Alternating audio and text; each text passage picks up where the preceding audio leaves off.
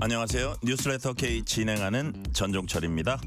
미국의 관세 25% 재인상 문제를 해결하기 위해 미국에 급파됐던 여한구 통상교섭본부장이 오늘 귀국해서 현 단계에선 국회에 대미투자특별법 빠른 처리가 중요하다고 말했습니다. 다만 미국의 관세 인상 움직임에 어떤 변화나 양국 합의가 있었다는 종류의 얘기는 하지 않았습니다. 국회는 특위를 구성하고 입법 속도전에 나설 예정입니다. 정청래 민주당 대표가 합당 추진과 관련해서 선수별로 의원들을 만나고 있고 조국 혁신당 대표는 민주당의 신속한 내부 정리를 촉구했습니다. 장동혁 국민의힘 대표는 당내에서 제기된 대표직 사퇴 재신임 요구와 관련해서 누구라도 내일까지 정치적 생명을 걸고 재신임이나 사퇴를 요구하면 곧바로 전당원 투표를 실시하겠다고 밝혔습니다. 정치 토크 코너에서 주요 정치 현안 자세히 분석합니다. 트럼프 미국 대통령의 그린란드를 사고 싶다는 발언으로 국제 정세가 술렁였습니다. 인터뷰 코너에선 트럼프 대통령이 그린란드에 주목하는 이유와 특히 북극 항로의 전략적 의미를 짚어봅니다. 해양물류 전문가인 김대진 한국산업은행 미래전략연구소 연구위원과 함께 깊이 있는 이야기 나눠봅니다. 뉴스레터 K 지금부터 시작합니다.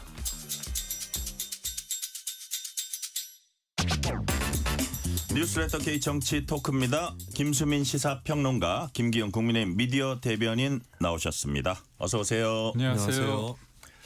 자, 제가 오프닝 멘트에서 제일 먼저 얘기한 거 여한구 통상교섭본부장 오늘 귀국했습니다. 기사에 따라서는 뭐 사실상 빈손 귀국이다 뭐 이런 얘기도 있는데 이번에 사실 카운터파트 미국 무역대표부 대표는 만나지 못했죠. 뭐 부대표나 의원들 만났다고 하고요. 자, 미 정부가 관세 인상이나 관보 개정에 위한 협의 절차에 들어갔다. 이게 절차를 밟고 있는 것 같은데 김수민 평론가님, 일단은 빈손 귀국이라고 봐야 됩니까? 지금 어떤 상태일까요, 지금이? 네, 일단 뾰족하게 트럼프 대통령이 했던 말을 되돌리는 그런 조치는 하지 않았거든요. 네네. 그런 의미에서는 아직까지는 성과는 없다라고 봐야 될 것 같고, 물론 지켜봐야 될 소지는 있겠습니다. 관보에 게재를 한다고 해도 유예 기간을 한 달이나 두 달 이렇게 두는 경우도 있을 수 있거든요. 그런 경우에는 또 그 사이에 협상의 여지가 열리는 거고, 네. 트럼프 대통령이 지금까지 해왔던 협상 방식을 보더라도 굉장히 강하게 압박을 하다가도 틈새를 줘가지고 결국 상대를 이끌어내는 그런 패턴이 이어져 왔기 때문에 이번에도 관세를 정말로 끝끝내 올리는 방향으로 갈 거냐, 이 부분에서는 해볼 여지는 아직 남아있다라고 하는 거고, 갑갑한 거는 진위의 파악입니다. 그러니까 일각에서 특히 국민의힘에서는 쿠팡 문제라든지 이런 것들 거론을 하고 있는데, 물론 그런 것도 통상 압박의 소재는 될 수 있겠지만, 근데 전반적으로 그게 정말 그 주요 배경인가라는 부분에서는 저는 오히려 세계 각국에 보내는 메시지를 위해서 한국을 좀 골라가지고 때렸다. 일본 같은 경우는 투자에 먼저 적극적으로 나오고 있고 공적 자금 투입도 적극적이기 때문에 일본을 때릴 수는 없었던 거죠. 근데 지금 EU라든지 이런 쪽은 그린란드 관세를 두고도 갈등을 해왔는데 EU를 또 공격하는 그런 측면에서 한국을 또 공격하는 것이 아닌가. 이런 것들을 봤을 때는 트럼프 행정부가 좀 길을 가닥을 잡기 위해서는 EU 쪽하고도 얘기가 잘 돼야지 되지 않을까, 이런 생각도 해봅니다. 그래요. 그리고 또 전체 국제적으로 보면 김기영 대변인, 인도 같은 데는 사실 대미 투자도 없는데 18%로 깎아주고, 물론 인도라는 존재가 중국 견제하는 데 있어서 되게 중요한 전략적 가치가 있어 뭐 여러 가지를 생각했겠지만 어쨌든 이번에 김정관, 여한구 두 분이 갈 때 아이고 또 이제 뭔가 그래도 한번 압박했으니까 변화가 있겠지 했는데 지금까지는 변화가 없습니다. 지금 어떤 상황이라고 보세요? 우선적으로 이 트럼프가 관세를 15에서 25%로 다시 되돌린다고 했을 때 그 전날인가요? 우리 김민석 총리와 벤스 부통령이 만났습니다. 그리고 김민석 총리가 자랑을 했죠. 뭐 관세 협상도 얘기하고 여러 가지 얘기하면서 내가 번호를 땄다. 한 라인을 구축했다, 그렇게 얘기했는데 저는 좀 이해가 안 되는 게, 한 라인이 구축이 됐는데 물론 관계자들이 가도 되지만 이재명 대통령하고 트럼프하고 전화통화 왜 못하는지, 그리고 김민석 총리가 그렇게 자랑을 했는데 전화번호 있으면 뭐합니까? 받지 않으면 의미가 없는 거잖아요. 또 그리고 관세 협상 이후에 한미 정상회담을 했을 때 강훈식 비서실장하고 수지 와일스하고 또 그때 한라인 구축했다고 막 그랬거든요. 네. 그러니까 지금 제대로 돌아가고 있지 않습니다. 그리고 무엇보다도 진위를 파악하는 게 중요하다고 보는데 원래 관세를 15% 내리는 거 기준은 뭐냐면 관련 법안이 국회로 제출이 될 때였습니다. 통과 여부하고 상관없었거든요. 그런데도 불구하고 트럼프가 지금 관세를 올리겠다는 것은 다른 의미입니다. 그게 쿠팡일지 아니면 벤스 부통령이 얘기했던 소년보 목사인지 여러 가지가 있는 거예요. 여튼 마땅치 않은 겁니다. 그러니까 일본에 비해서 우리가 속도가 늦다는 것도 있고 제일 중요한 건 우리가 10년 동안 매해 200억 달러씩 달러를 사서 주기로 했는데 이 부분에 대해서 미온적이다 그렇게 판단한 것 같아요. 그래서 이제까지는 관세로 상대를 압박하다가 그냥 말로써 끝났는데 우리는 실질적으로 이제 관보 개제까지 간다면 이건 다른 문제거든요. 그래서 네. 저희 입장에서는 책 잡히지 않게끔 하는 게 중요하고 무엇보다도 한미 동맹이라는 게 둘이 만났을 때 보여지는 외적인 그런 상황, 투샷으로 보여지는 그런 거는 외교는 계산된 미소라는 얘기가 있어서 그게 다가 아니거든요. 그래서 진짜 한미 동맹이 뭔지 과연 한미 동맹이 이루어지고 있는지에 대해서 냉정하게 평가해야 됩니다. 국회는 대미 투자특별법 처리안 특위 구성에 합의했습니다. 여야가 합의한 거죠. 뭐 정부 여당은 뭐 특별법 조속한 처리 그동안 국민의힘은 국회 비준 주장했는데 여튼 그 대미 투자 특별법 처리안 특위 구성에 합의를 한 겁니다. 자, 이거는 김수인 평론가님 보시기에 별 네. 무리 없이 갈까요? 일단 여야 합의가 된 것 자체가 큰 것이고 네. 뭐 비준이냐 아니냐 이 부분보다는 일단 법이라도 하자라고 중론이 모아졌기 때문에 예. 속도를 낼 수 있을 것으로 생각이 됩니다. 그리고 중요한 부분이 아까 관보 개제 말씀드리면서 개제가 된다고 해도 한 달이나 두 달 정도 유예 기간을 둘 수도 있다라고 하는 부분이 있거든요. 예. 그러니까 그 사이에 법이 통과가 된다면 다시 미국 정부의 결정을 되돌릴 수 있는 중요한 계기가 될 것이기 때문에 일단 국회에서 여야 합의로 법을 처리하는 것이 네. 가장 중요하고 다들 사활을 걸어야 될 일이라고 봅니다. 네. 자, 야당이 일단 특위 구성에 합의했으면 네. 요거는 좀 초당적인 차원에서 같이 할 거라고 보십니까? 어떻게 전망하세요? 아무래도 뭐 비준이 중요하다고 생각했죠. 네. 헌법에도 이제 국가나 아니면 국민이 중대한 어떤 부담을 할 때는 비준을 하게끔 돼 있지만 근데 뭐 트럼프 입장에서 이 법안 관련해서 통과되는 게 좀 중요하다고 생각한다면 저희가 저희의 입장을 좀 꺾고 대승적 차원에서 하게끔 하는 게 중요하다. 그래서 관련된 상임위 관련해서는 아마 국민의힘 쪽에서 맞는 것으로 알고 있습니다. 네.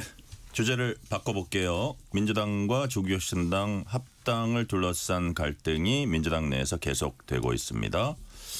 자, 합당 추진 반대하는 쪽에서는 합당이 정청래 대표 연임, 조국 대표 대권을 위한 포석이다 이런 해석을 내놓고 있는데 박수현 민주당 수석 대변인이 이런 얘기들 가짜 뉴스다. 뭐 갈등이 과장된 거다 이런 취지로 얘기했는데 자, 김수민 평론가님 보시기에 지금 나오는 뭐 갈등 이건 좀 너무 그 부풀려졌다. 아니면 정말 실질적으로 민주당 내에서 꽤 큰 두 세력이 제대로 지금 싸우고 있는 겁니까? 어느 쪽입니까? 일단 조국 대표 관련한 부분은 부풀려진 부분도 있을 거라고 봅니다. 네네. 대선 주자로 키워주기다 또는 뭐 공동 대표를 하려고 한다. 네. 이런 거는 너무 파격적인 시나리오고 또 대선 주자로 큰다는 거는 이건 국민 지지가 있어야 되는 거지 뭐 당에서 밀어줄 만한 부분은 아니고 오히려 오히려 시기적으로도 네. 예, 예. 그리고 정청래 대표 입장에서도 조국 대표를 당에서 끌어들였을 때 두 사람이 경쟁 관계로 가는 거거든요. 그렇게 되면은 뭐 대선 주자로서 윈윈이 되거나 이 반대로도 갈 가능성이 더 높습니다. 그 점에서는 조국 대표 한 명에게 비춰졌던 그 초점들은 좀 부풀려진 측면이 있는 것 같고, 근데 지금 당에서 이렇게까지 논란이 불거지는 건 결국에 두 세력 간의 싸움의 그 기반들이 이미 마련돼 있었다라고 실질적인 봐야 될 것 싸움이다. 같아요. 네, 예. 그래서 그 싸움들은 이걸 계기로 벌어지고 있고 조국 대표는 거기에 어느 정도 종속돼 있는 변수에 불과한 거죠. 이미 당의 내부의 어떤 그 구도라든지 이런 것들이 폭발을 하고 있는 그런 것이 드러난 것 같고, 그리고 의문이 있는 거는 그래도 정청래 대표가 청와대 쪽하고 어느 정도는 교감을 하고 발표하지 않았을까라는 네. 부분이거든요.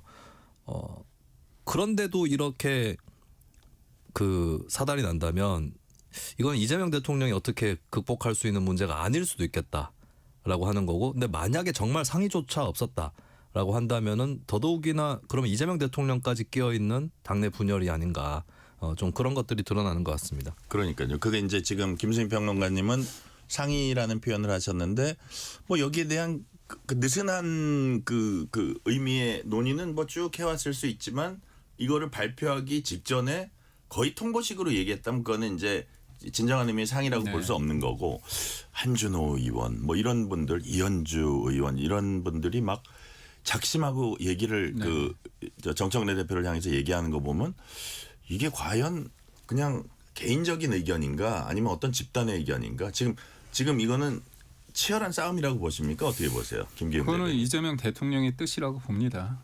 무엇보다도 이현주 최고위원이 3일 됐나요? 아주 명시적으로 이 사안의 본질은 얘기했습니다. 네. 조국 혁신당과의 합당이 지방선거 승리를 위한다는 거는 그냥 겉보기 등급이고 겉보기 해석일 뿐이고, 네. 이 사안의 본질은 뭐라고 했습니까? 이 3인자들이 반란이다.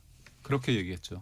뭐 간판이 되고자 하는 욕망, 그런 표현까지 썼죠. 두 개의 태양이 없다고 했고, 이재명의 민주당을 정청래와 조국의 민주당으로 바꾸려는 거 아니냐. 그리고 네. 어제는 또 그런 얘기까지 했습니다.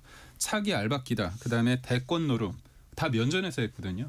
그러니까 결국 이거는 지방선거는 그냥 요식행위고, 2달 후에 있을 어떤 전당대회에 있어서 당권을 잡은 다음에 총선에서 누가 공천을 하느냐, 그 공천에서 어떻게 보면 1인 1표를 통해서 강성 지지자들의 어떤 목소리를 기반으로 해서 조국 혁신당과의 어떤 통합 합당을 통해서 이른바 비명 행사됐던 사람들이 이제 권토중래되는 그런 물적 토대를 만든다는 거거든요. 그러면 이재명 대통령 입장에서는 이거 뭐지? 친명 중심으로 가야 되는데 이게 친척 나아가서 이제 조국, 그다음에 유시민, 김어준, 그다음에 문재인 대통령까지 친문 세력이 결집하는 거거든요. 그래서 이거는 막아야겠다. 그래서 저는 요즘 이재명 대통령께서 밤에 새벽에 부동산 관련들 SNS에 많이 쓰시지만 밤잠을 못 이루는 건 제가 볼 때는 네. 정청래 대표 때문이 아닐까 싶습니다. 부동산 때문이 아니라 정청래 근데 대표 그 때문이다. 정청래 대표에게 이렇게 SNS에 쓰기는 좀 뭐하니까 네. 종로에서 뺨 맞고 한강에 눈 흘긴다는 식으로 제가 볼 때는 애맨 사람들을 잡고 있는 게 아닌가 네, 싶습니다. 이거는 저의 김기영 대변인의 네. 개인적인 해석이었고요. 자, 근데 이 본질적인 문제와 좀 별개로 네. 정치인들이 참 모질다는 생각이 들더라고요. 와, 그 쓰는 언어가 바로 옆에다 대놓고 당대표면 되게 센 사람이잖아요. 그 우리 지금 정치에서 야, 두 개 태양 없고 뭐 당권 대권 욕망이고, 야, 말이 되게 센데 왜 이렇게 셀까요? 김수민 평론가님. 정말 정치가 먹을 게 많아서 네. 그걸 감수하고 센 말을 하는 건가요? 저는 센 말을 네. 최근 정치에서 센 말을 하는 경우 대부분이 예. 그럴 필요가 없는데 튀어 보이려고 내용에 비해서 좀 엄포를 세게 놓는다거나 이런 측면은 많다고 보는데, 당원들에게 어필하는 건가요? 당원들뿐만 아니라 본인의 존재감이나 이런 것들을 부각시키는 거겠죠. 근데 네. 이번에 이현주 최고위원이 얘기를 한 것은 그걸로 이현주 최고위원이 딱히 더 정치적 실익을 얻는다거나 이런 건 잘 보이지 않거든요. 사실 이현주 최고위원이 국민의힘 쪽으로 한번 갔다가 왔잖아요. 네. 그러면 더 조심스러워야 되는데 어떻게 보면 용기를 많이 낸 겁니다. 그 내용이 옳고 그름을 떠나서 이거는 그냥 객기만으로는 안 되는 그런 발언이었다고 보거든요. 그거는 이현주 최고위원 입장에서는 정말 반대하기 때문에 있을 수 없는 일이기 때문이다. 그리고 뭐 최근에도 다시 회자되고 있지만 소위 조국 사태 때 네. 이현주 의원이 당시에 삭발하고 투쟁까지 했었거든요. 네네. 거기다가 이현주 최고위원은 민주당 중에서도 좀 오른쪽에 있어요. 정책적으로. 근데 조국 혁신당이 최근에 보여왔던 뭐 세금이라든지 여기에 관련된 주장들, 토지공 개념 이런 것들하고 이념적으로도 안 맞다. 그러니까 이현주 최고위원이 민주당으로 컴백을 한 이유가 이재명 대통령에 대해서는 실용주의자라고 평가를 한 거예요. 근데 예전에 친문이나 이쪽 운동권 출신들을 못 믿겠다. 문재인 대통령을 네. 비난 많이 했어요. 그렇죠. 예. 그런 결이 또 이현주 최고위원 개인적으로도 기업 출신이기도 하고 예, 그런 것들이 여러 가지로 제가 보더라도 뭐 옳고 그름을 떠나서 이현주 최고위원 입장에서는 반대할 만하다. 민주당에서 한 명이 반대한다면 이현주 최고위원일 것이다. 예, 그 점에서는 말을 일부러 세게 했다고 보지는 않습니다. 다시 민주당 들어올 때 좀 이재명 대통령이 상당히 그 친문들의 반대를 무릅쓰고 그거를 관철시킨 그런 그 인연도 있고, 자 어떻게 보면 대표에서 얘기하고 있다 이런 해석이 그래서 나오는데, 조국 대표, 조국 혁신당과 저에 대한 비난과 조롱이 이루어지고 있다. 5당에 대한 예의 없다. 당이 적다고 자존심까지 없는 거 아니다. 조국 혁신당은 차분하고 질서 있게 내부 정리하고 있다. 민주당도 신속히 내부 정리해 주길 바란다. 핵심이 뭘까요? 자, 김기웅 대변인 하나 더 듣고, 정춘생, 신장식 이런 분들도 이현주 최고위원을 막 비난했습니다. 그래서 저는 와, 이 합당 갈등을 보면서 피아가 확실히 드러나는데 이런 생각도 했는데 동의하세요? 네, 제가 볼 때는 합당을 저는 네. 우격다짐으로 할 겁니다. 왜냐하면 당원들 입장에서는 지방선거를 위해서는 구도를 단순화하는 게 승리의 요건이라고 생각을 할 것 같습니다. 네. 저희가 얘기하고 있는 것들은 어떻게 보면 그 이면에 있는 부분이기 때문에 이현주 최고가 왜 이렇게 과한 얘기를 하느냐. 네. 그 이면을 사람들이 모르는 거거든요. 아, 정청래 대표는 이재명 대통령하고 뭐 친한 거 아니야? 이재명 대통령이 정청래 대표하고 가까운 거 아니냐? 그렇게 생각하거든요. 네. 근데 그게 아니다. 지금 정청래 대표가 연임을 위해서 합당을 하는 거라는 거를 끊임없이 강조하기 위해서는 그런 표현을, 극한 표현을 할 수밖에 없다는 거죠. 그래서 저는 뭐냐면 사실 조국 혁신당에서 보면 조국 혁신당에는 조국분이 안 보이거든요. 그러니까 이 표현이 나름 차분하고 질서 있게 내부 정리하고 있다. 조국 혁신당은 그냥 조국 대표가 그냥 결정하면 되니까 이거는 문제가 아닌데 네. 민주당에는 또 민주가 없다는 얘기가 있습니다. 그러다 보니까 지금 현재 권력과 미래 권력이 싸우는 양상이에요. 그래서 파열음이 있을 수 있는데 지금 조국 혁신당 입장에서는 내심 합당을 원합니다. 그러니까 냉정하게 평가했을 때 조국이라는 사람에 대해서 물론 예전에는 이재명 대통령이 사법 리스크가 있을 때 플랜 B로서의 존재감이 있었는데 지금은 그렇지 않거든요. 대권 주자 중에 원오브 댐이고 본인은 존재감이 있지만 조국 혁신당이라는 사람들의 어떤 의미 있는 존재감은 가지지 못합니다. 그래서 조국 대표는 들어오길 바란다. 조국 대표나 조국 혁신당 네. 분들은 합당을 원합니다. 그렇기 때문에 참았거든요. 네. 그런데 너무나 지금 이현주 의원이나 이제 지금 반대하는 친명 쪽에서 너무 거칠게 얘기하니까 본인들도 할 얘기를 해야 되는 거죠. 그래서 감정이 묻어날 수밖에 없는 네. 수준에 이르렀다 이렇게 봅니다. 그래요. 자, 주제를 바꿔볼게요. 국민의힘으로 가볼게요. 장동혁 대표 오늘 기자간담회를 오후에 열었습니다. 근데 이제 의원총회에서 어쨌든 뭐 교섭단체 대표 연설 하고 나면 자기가 입장 정리하겠다. 본인한테 사퇴를 해라. 뭐 재신임 묻겠다. 뭐 이런 제안들이 나왔잖아요. 이런 얘기를 했습니다. 누구라도 내일까지 자신의 정치적 생명을 걸고 저에게 재신임이나 사퇴 요구한다면 곧바로 전당원 투표 실시하겠다. 신임 받지 못하면 당대표 물러나고 의원직도 물러나겠다. 이렇게 얘기를 했는데, 근데 여기 김기웅 대변인 조건이 붙었어요. 네. 그냥 실시하겠다가 아니고 누구라도 광역 단체장이나 의원이나 그 어디서 많이 보던 것 같아요. 한동훈 대표가 그렇죠, 옛날에 예전에. 김의겸 의원한테 저는 법무장관 걸 테니까 뭐 걸겠냐 했는데 걸라고 한 거예요. 그래서 오세훈 시장 같은 분은 실망이다 뭐 이런 반응도 보였는데 어떤 의미로 봐야 될까요? 근데 이게요. 예. 예를 들어서 한동훈 전 대표 측이나 한동훈 전 대표가 이해가 안 되는 면이 있습니다. 예를 들어서 당의 공적 기구인 당무감사위 윤리위원회에서 결론이 났습니다. 최종적으로 최고위에서 결정을 내렸습니다. 그 과정에 있어서 네. 불만이 있으면 소명을 해라, 해명을 해라, 설명을 해라. 재심 기간도 좋습니다. 그리고 정치적으로 풀 수 있는 단식 기간에 한동훈 전 대표가 찾아왔을 때 많은 중진들이 얘기를 했습니다. 그래서 심지어 엄태영 의원 같은 경우에 대안과 미래에 이른바 한동훈 전 대표 측의 주장을 좀 많이 거들었던 분인데 그분이 엊그저께 뭐라고 얘기하냐면 맛을 짓을 했다 이런 표현을 했습니다. 그게 뭐냐면 중간에 많은 중진들이 잘 되길 원했는데 그거를 한동훈 전 대표가 받아들이지 않은 거거든요. 정치적으로 풀 수 있는 상황. 그런데 결론을 내리니까 내려오라는 겁니다. 저희 봉숭아학당이 아니잖아요. 국회의원 몇 명이 친한계 몇 명이 내려오라고 하면 내려옵니까? 아니잖아요. 당원과 국민이 뽑았습니다. 그러니까 저희가 지금 당대표가 말하는 거는 지금의 장동혁 대표가 유별나고 뭐 잘나서가 아니라 당대표나 원내대표의 어떤 거취 부분에 대해서 본인들이 이렇게 본인들의 입장과 다르다는 이유로 쉽게 내려와라 침묵하고 있는 다수가 말하지 않는 다수가 있습니다. 속된 말로 그게 먹히지가 않아요. 그래서 이게 어떻게 본다면 한동훈 전 대표 측에서도 이 재신임 거 하지 마라. 왜냐하면 자신이 없거든요. 그래서 무조건 내려오라는 겁니다. 그럼 무조건 어떻게 내려오죠? 그렇기 때문에 저는 그래요. 소장파나 개혁파나 여러분들이 말하는 거 그분들의 어떤 진이나 선의를 믿습니다. 다만 그게 해석의 영역에 있어서 그게 가볍게 여기지지 않으려면 본인들도 이 절실함과 어떤 무게감을 가지고 반대를 하거나 아니면 그 지적을 하고 비판을 해야 되지 않을까. 그렇기 때문에 너무나 지금 국민의힘의 문제점은 뭐냐면 누가 되든 나 아니면 안 된다는 생각이 너무 쉬운 것 같아요. 리더십만 생각을 하지 팔로우십이란 게 없습니다. 그래서 우리가 비대위가 계속 꾸려졌는데 뭐가 됐습니까? 그래서 저는 장동혁 대표가 당대표만 내려온다는 게 아니라 국회의원직을 그냥 관두겠다는 겁니다. 그러면 지금의 상황에 있어서 당원들이 지금 문제가 있다고 생각한다. 그러면 네. 거시죠.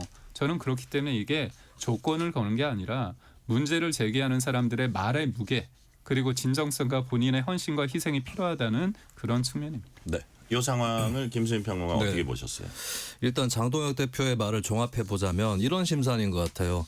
재신임 요구 진짜 하기만 해보십시오. 네, 진짜 하기만 해봐라. 야, 재심해도 통과할 수 있다? 아니 그게 아니라 당신직도 걸어야 될 걸 그리고 내일까지 해야 돼. 이게 뭔가 재심 요구 네. 못할 것 같죠. 아니, 자기 직 걸고는 그런 네. 자신감이 있다. 자신감이 아니라 그냥 해볼 테면 해봐라. 하기만 해봐라. 진짜 하기만 해봐라. 요구해라. 근데 하기만 해봐라. 이런 거예요. 그러니까 종잡을 수 없는 그리고 너무 조건이 복잡합니다. 이거는 자신이 신임을 물으려면 자기가 걸어야지 왜 상대를 같이 걸게 하는가. 이거는 상대를 같이 걸게 하는 거는 신임이 아니라 내기거든요. 1850112에 신고해야 된다. 네, 불법 사행성 관리감독센터에 신고해야 된다고 생각을 하고 이렇게 하는 것을 과연 사람들이 승부수라고 볼까요?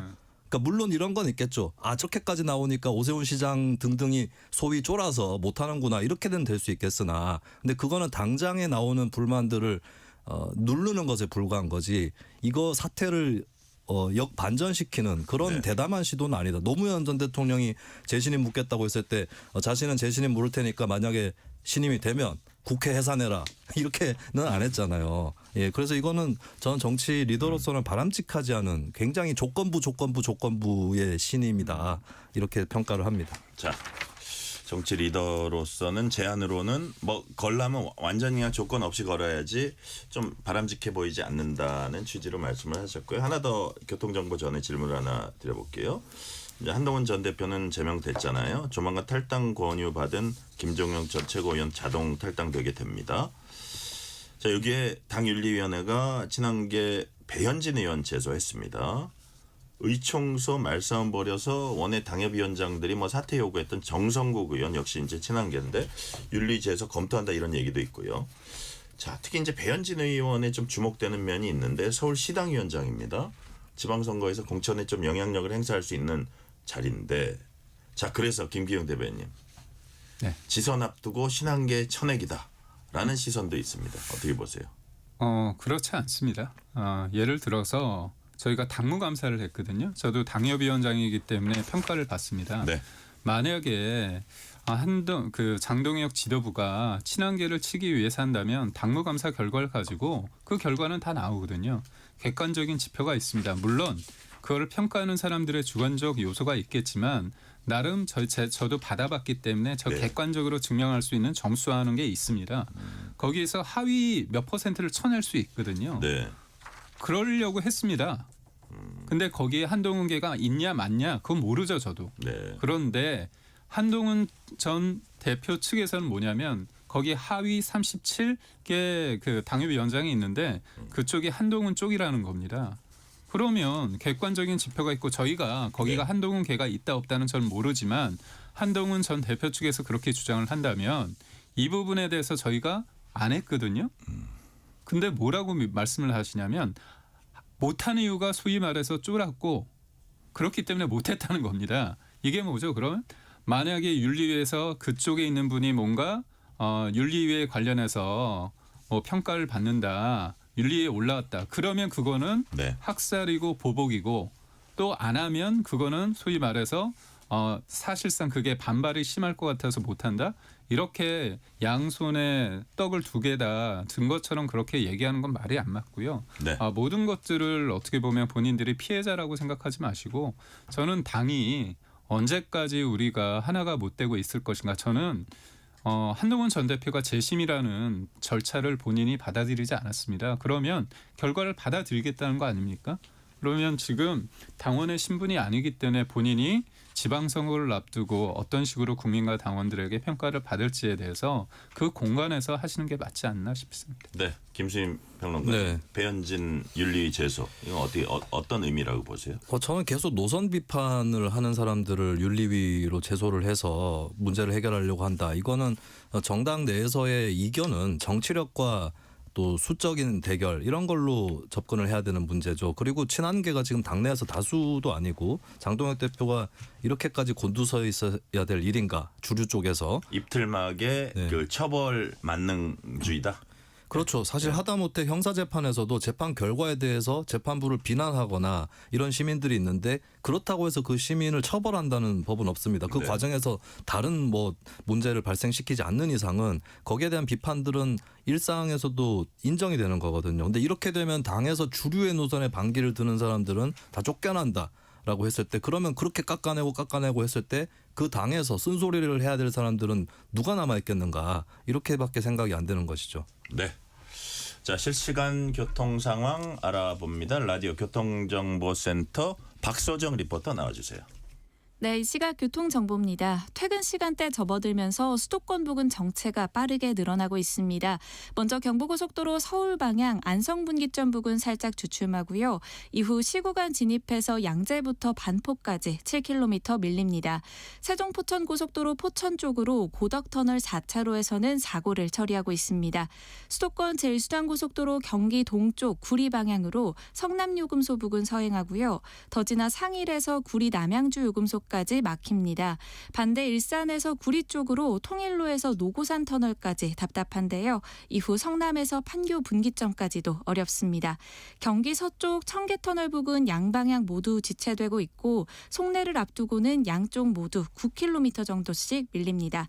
서울 시내 안쪽으로 올림픽대로 공항 방향입니다. 월드컵대교 부근 5차로에 고장난 버스가 멈춰 있는데요. 여기에 퇴근길 정체까지 더해지면서 청담대교부터 가양대교까지는 1시간 정도 생각하셔야겠습니다. 더 지나 행주대교 부근 2차로에서는 사고가 발생해서요. 주의하셔야겠습니다. 지금까지 KBS 교통정보센터였습니다. 퇴근길, 당신과 함께 읽는 세상 이야기. KBS 1라디오 뉴스레터 K. 문자 샵 9730. 짧은 문자 50원, 긴 문자 100원. 어플리케이션 콩은 무료. 유튜브 KBS 1라디오 계정 채팅창도 열려 있습니다.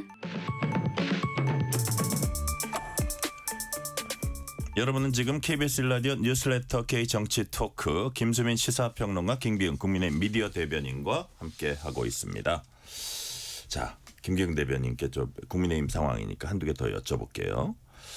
최근에 보니까 전한길 씨가 이제 귀국을 해서 뭐 바로 거기 공항에서 라이브를 하던데 뭐 이렇게 지방선거를 위해서 뭐 윤석열 전 대통령과 절연을 하면 내가 장동혁을 버리겠다 이러면서 제1야당 대표를 막 그렇게 자기가 쥐락펴락할 수 있는 것처럼 그렇게 얘기를 하던데 장동혁 대표는 이분들과 어떤 관계를 앞으로 그 형성해 나가는 겁니까?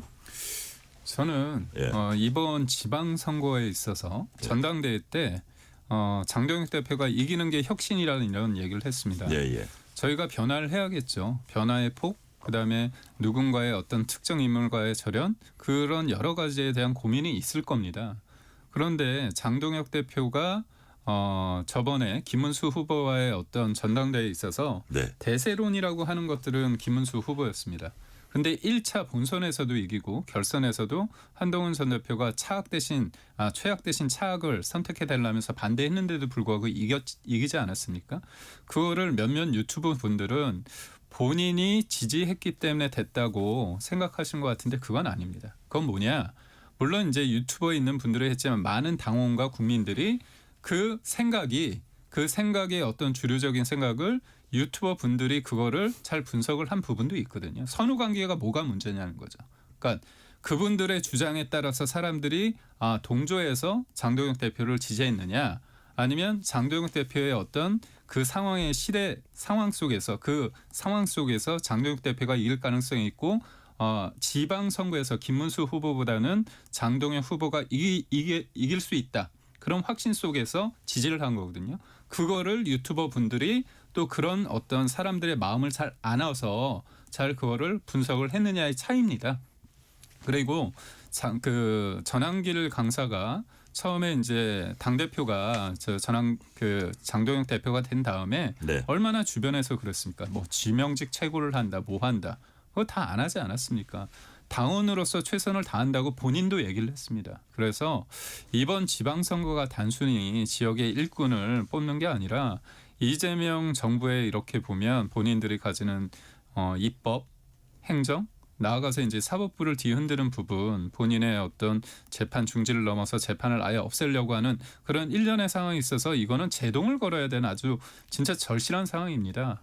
그렇기 때문에 이기기 위한 여러 가지의 어떤 변화, 그거에 대해서 저는 당원과 국민이 그 방향을 저는 요구하고 있다. 네. 저는 생각합니다. 자, 좀 비슷한 질문일 수도 있으면서 약간 다른 질문인데 김수민 평론가님. 네. 지금 상황을 이렇게 보는 시각도 있어요.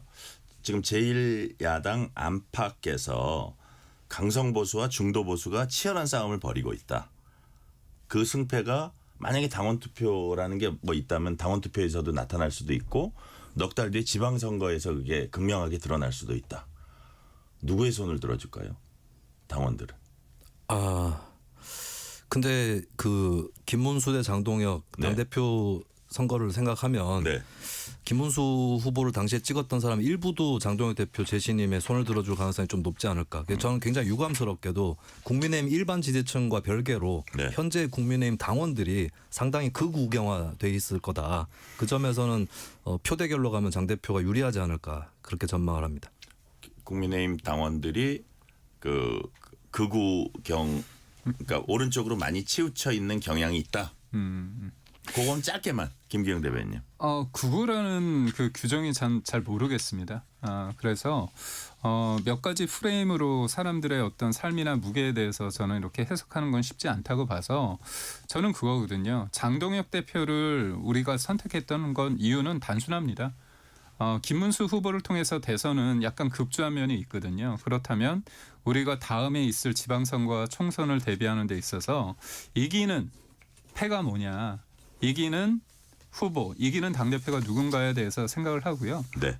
변화를 할 수 있는 그런 사람을 선호를 하지 않았을까 그런 생각. 네. 자, 주제를 바꿔봅니다. 자, 대장동 그 사건 검찰이 항소 포기한 데 이어서 위례 뭐 1심 판결에서 뭐 유동규, 남욱, 정영학 무죄가 선고됐는데 여기서도 또 항소 포기했습니다. 자, 일단 여야 입장을 들어볼 텐데 먼저 한병도 민주당 원내대표 얘기 들어보시겠습니다. 어제 저녁 검찰이 위례 신도시 개발 특혜 의혹 사건에 대해 항소를 하지 않았습니다. 지난 몇 년간 온 나라가 떠들썩하게 칼춤을 추더니 무죄가 나오니 슬그머니 꼬리를 내렸습니다. 윤석열 검찰이 공소시효조차 끝난 사건을 징검다리 삼아 정적 이재명을 제거하기 위해 벌인 조작 기소의 당연한 결말입니다. 이번 사건이 이재명 대통령을 겨냥한 먼지털이식 수사, 무리한 기소였다는 사실을 검찰 스스로 자인한 것입니다. 검찰은 대장동 사건 녹취록에서 위례 신도시를 윗 어르신으로 바꿔치기 하여 이재명 대통령을 엮기 위한 증거 변조까지 해서 증거를 내지 않았습니까? 민간 업자들에 대해 무죄가 확정된 만큼 직무상 비밀 이용, 부당이득 취득 등의 혐의도 애초에 짜 맞추기였음이 드러난 것입니다. 자, 국민의힘 입장도 듣고 질문 드리는 게 나을 것 같아요. 송원석 국민의힘 원내대표 얘기 이번에는 들어보시겠습니다. 위례 신도시 일당은 남욱, 유동규, 정영학 등 대장동 일당과 거의 똑같은 구성입니다. 대장동 일당 사건과는 무죄 논리가 달라서 이번에는 항소할 것이라는 전망이 높았지만 결국 항소 포기를 선택했습니다. 대장동, 백현동, 위례 신도시 3건이 결합된 이재명 대통령 비리 재판의 공소 취소로 완전히 없애버리기 위한 빌드업의 전모가 드러나고 있다고 할 것입니다.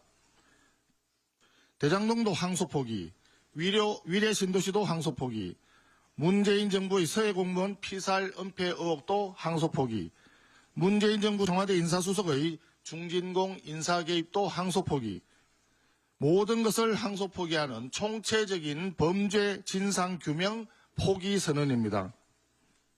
이쯤 되면 검찰의 항소 포기가 문제가 아니라 검찰의 자포자기가 문제가 됩니다. 검찰의 항소 포기가 문제가 아니라 검찰의 자포자기, 포자가 들어가네요. 둘 다 자포자기가 문제다라는 말로 이제 말을 맺었는데, 자, 김수민 평론가님, 대장동 사건에 의해서 위례 신도시 개발 비리 의혹 사건 항소 포기. 이재명 대통령이 연관된 사건이 아니어도 검찰이 이 두 사건 다 항소 포기했을까요? 근데 이재명 대통령이 연관되지 않았는데도 항소 포기한 사건들이 나왔죠. 국민의힘 의원들 패스트트랙 예. 회방했을 때 감금이라든지 이런 것들을 두고 벌금형으로 상당히 낮은 형이 나왔는데도 항소 포기를 검찰이 해버렸습니다. 지금 항소 포기가 또 다른 검찰의 뉴노멀처럼 되고 있는 것 같은데 일단 그거는 거꾸로 해석하면 네. 이거를 더 하기 위해서 그거를 몇 개를 끼워 넣을 수도 있죠. 예를 들어서 이제 그 자기네가 네. 합리화하기 위해서 근데 여러 가능성은 열려 있다. 여기서 예. 안 끝나는 거죠. 국민의힘이 또 덕을 볼 수도 있는 거겠죠. 네, 이렇게 가다가는 지금 검찰이 진영과 성역에 상관없이 처리를 해야 될 사안에서 계속 물러서는 현상들이 벌어지고 있는데 근데 네. 이번에 이건 있어요. 그러니까 대장동 항소 포기하고 다른 부분이 분명히 있습니다. 대장동 항소 포기는 더 잘못된 것이 대장동 같은 경우는 핵심적인 법리라든지 주요 사실관계들은 다 인정이 됐거든요. 네네. 남아있는 부분 뭐 특정 경제범죄 가중처벌법상의 배임까지 성립이 되느냐 아니냐 이 충분히 법리적인 따져볼 여지가 더 많았는데. 예, 그래서 더 예. 많은 그 만만한 법리상 쟁점이 아니었습니다. 이거는 대장동 항소 포기는 확실하게 항소 포기를 하면 안 되는 거였고, 근데 이 부분은 사실 이 중점 핵심 논리부터가 기각이 돼버린 그런 판결이 나왔거든요. 그러니까 사업자 지위에 대해서는 이게 비밀을 획득한 것은 맞지만 이게 수익 배당하고는 상관이 없다라고 하는 부분에서 고리가 끊어져 버렸기 때문에 네. 대장동 항소 포기에 비해서는 사실 그렇게 상대적으로 뭐 파격적이라거나 뭐 잘못된 것은 아니다 이렇게 네. 봅니다. 다만 일반론적으로 말씀을 드리면 항소 포기라는 거는 재판부가 공소 취소하는 거하고 거의 급이 비슷한 행위인 거거든요. 그러니까 무죄인 정도가 아니라 무혐의다 이거는 기소 자체가 잘못된 것이다라고 하면 법적으로 판단을 받아볼 필요도 없었다. 이런 사안에서 주로 하는 것이고 좀 자주 할 수는 없는 행위예요. 네. 그러니까 재판부의 공소 취소든 검찰의 항소 포기든 조금 너무 쉽게 나오고 있다. 물론 그 이유가 처음에 기소를 한 것 자체가 잘못되었기 때문일 수도 있겠습니다만 네. 어느 이유든 간에 항소 포기를 자주 하는 일은 없어야 된다. 처음에 제대로 보고 기소를 하든지 아니면 한 번 기소한 것에 대해서는 논리를 잘 다져가지고 가져가든지 네. 예, 그것이 검찰의 의무라고 봅니다. 이건 짧게 여쭤볼게요. 이재명 대통령 사건에는 얼만큼 영향을 미칠까요? 나중에 이제 재판을 하게 되면. 근데 저는 다른 사건에는 영향을 끼치지 않는다라고 봅니다. 백현동 같은 경우는 또 사업 구조가 달라요. 사실 위례 신도시랑 대장동 또 판박이 구조는 아니거든요. 근데 백현동 같은 경우는 성남도시개발공사가 또 끼어 있지 않은 특징이 있고 네. 성남FC라든지 상방울 대부송금 이런 것들은 다 판단이 다릅니다. 그런 차원에서는 다른 사건에 악영향을 끼치지는 않을 거다라고 보고 네. 이제 근데 사실 거꾸로 얘기하면은 이재명 대통령과 민주당도 부담이 생긴 거는 1심에서 유죄가 나오면 어떡할 거냐. 1심에서 무죄 나왔기 때문에 항소 포기가 당연하다라는 논리로 접근을 해왔는데 네. 근데 1심에서 유죄가 나버리면 좀 그건 큰 부담이 있다라고 생각을 합니다. 그럼 뭐 여러 가지로 꼬이는 게 있어요. 특검이 김건희 여사 주가 조작 무죄 선고했는데 네. 그럼 뭐 특검이 잘못 기소한 거네. 만약에 그 논리라면 그렇죠. 그런 여러 가지 꼬이는 것들이 있는데 여하튼 이 항소 포기 김비영 대변인 어떻게 평가하세요? 우선적으로 이 위례 신도시 관련해서 1심 재판부가요. 사업권을 취득한 부분은 불법으로 인정을 했습니다. 근데 그 이후에 이제 배당 이익 관련해서는 네. 검찰이 잘못 적용한 게 있어요. 뭐냐면 사업권 관련해서 뭐라고 했냐면 사업권은 부당이득으로 볼 여지가 있는데 네. 검찰이 공소사실에 부당이득으로 기재하지 않았습니다. 그 기재했다면 이거 관련해가지고 이걸 가지고 유죄가 나올 수 있는 거였어요. 그래서 이 항소를 하자는 주장 쪽에서는 이 부분에 대해서 당연히 항소심에서 다툴 수 있다고 얘기를 했습니다. 네. 근데 저는 궁금한 게 있어요. 이재명 대통령과 민주당이 이거 대장동 일당, 위례 신도시 일당들 좋은 사람입니까? 나쁜 사람들입니까? 좋은 사람들이 훌륭한 사람들입니까? 근데 이재명 대통령하고 관련이 돼 있다는 이유로 이 사람들에 대해서 항소 포기가 뭔가 스탠다드가 됐어요. 그게 말이 됩니까?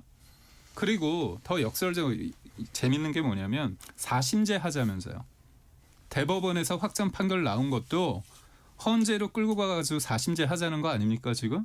근데 이거는 4심제하고 이거는 1심에서 무죄 나오면 쫙 없던 일로 하자? 이건 말이 안 된다는 거죠. 그리고 대장동 일당 관련해서 이재명 대통령께서 당군 일의 최대 치적이라고 얘기하셨는데 1심 재판부가 부패 범죄라고 규정을 했습니다. 그럼 그 항소 포기하면 부패 범죄라는 거 인정하시는 거잖아요. 본인은 공동 피고인 아닙니까? 그럼 본인이 자기와 관련돼 있는 사건 관련해서 네. 여하튼 이재명 정부의 법무부와 검찰이 항소 포기를 했습니다.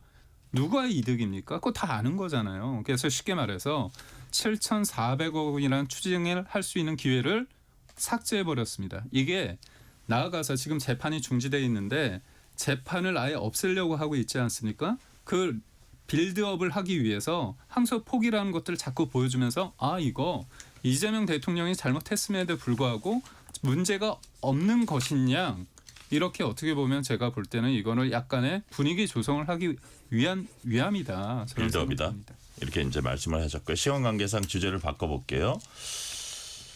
강선우, 김경, 공천 헌금 의혹 1억, 그다음에 뭐 쪼개기 1억 3천 추가로 뭐 그런 것도 있는데 아마 구속영장은 1억 갖고 한 것 같은데 자, 좀 구속영장 청구가 늦었다는 얘기도 있고요. 자, 체포동의안 이제 올 텐데 김수인 평론가님 어떻게 될 것 같아요? 체포동의안.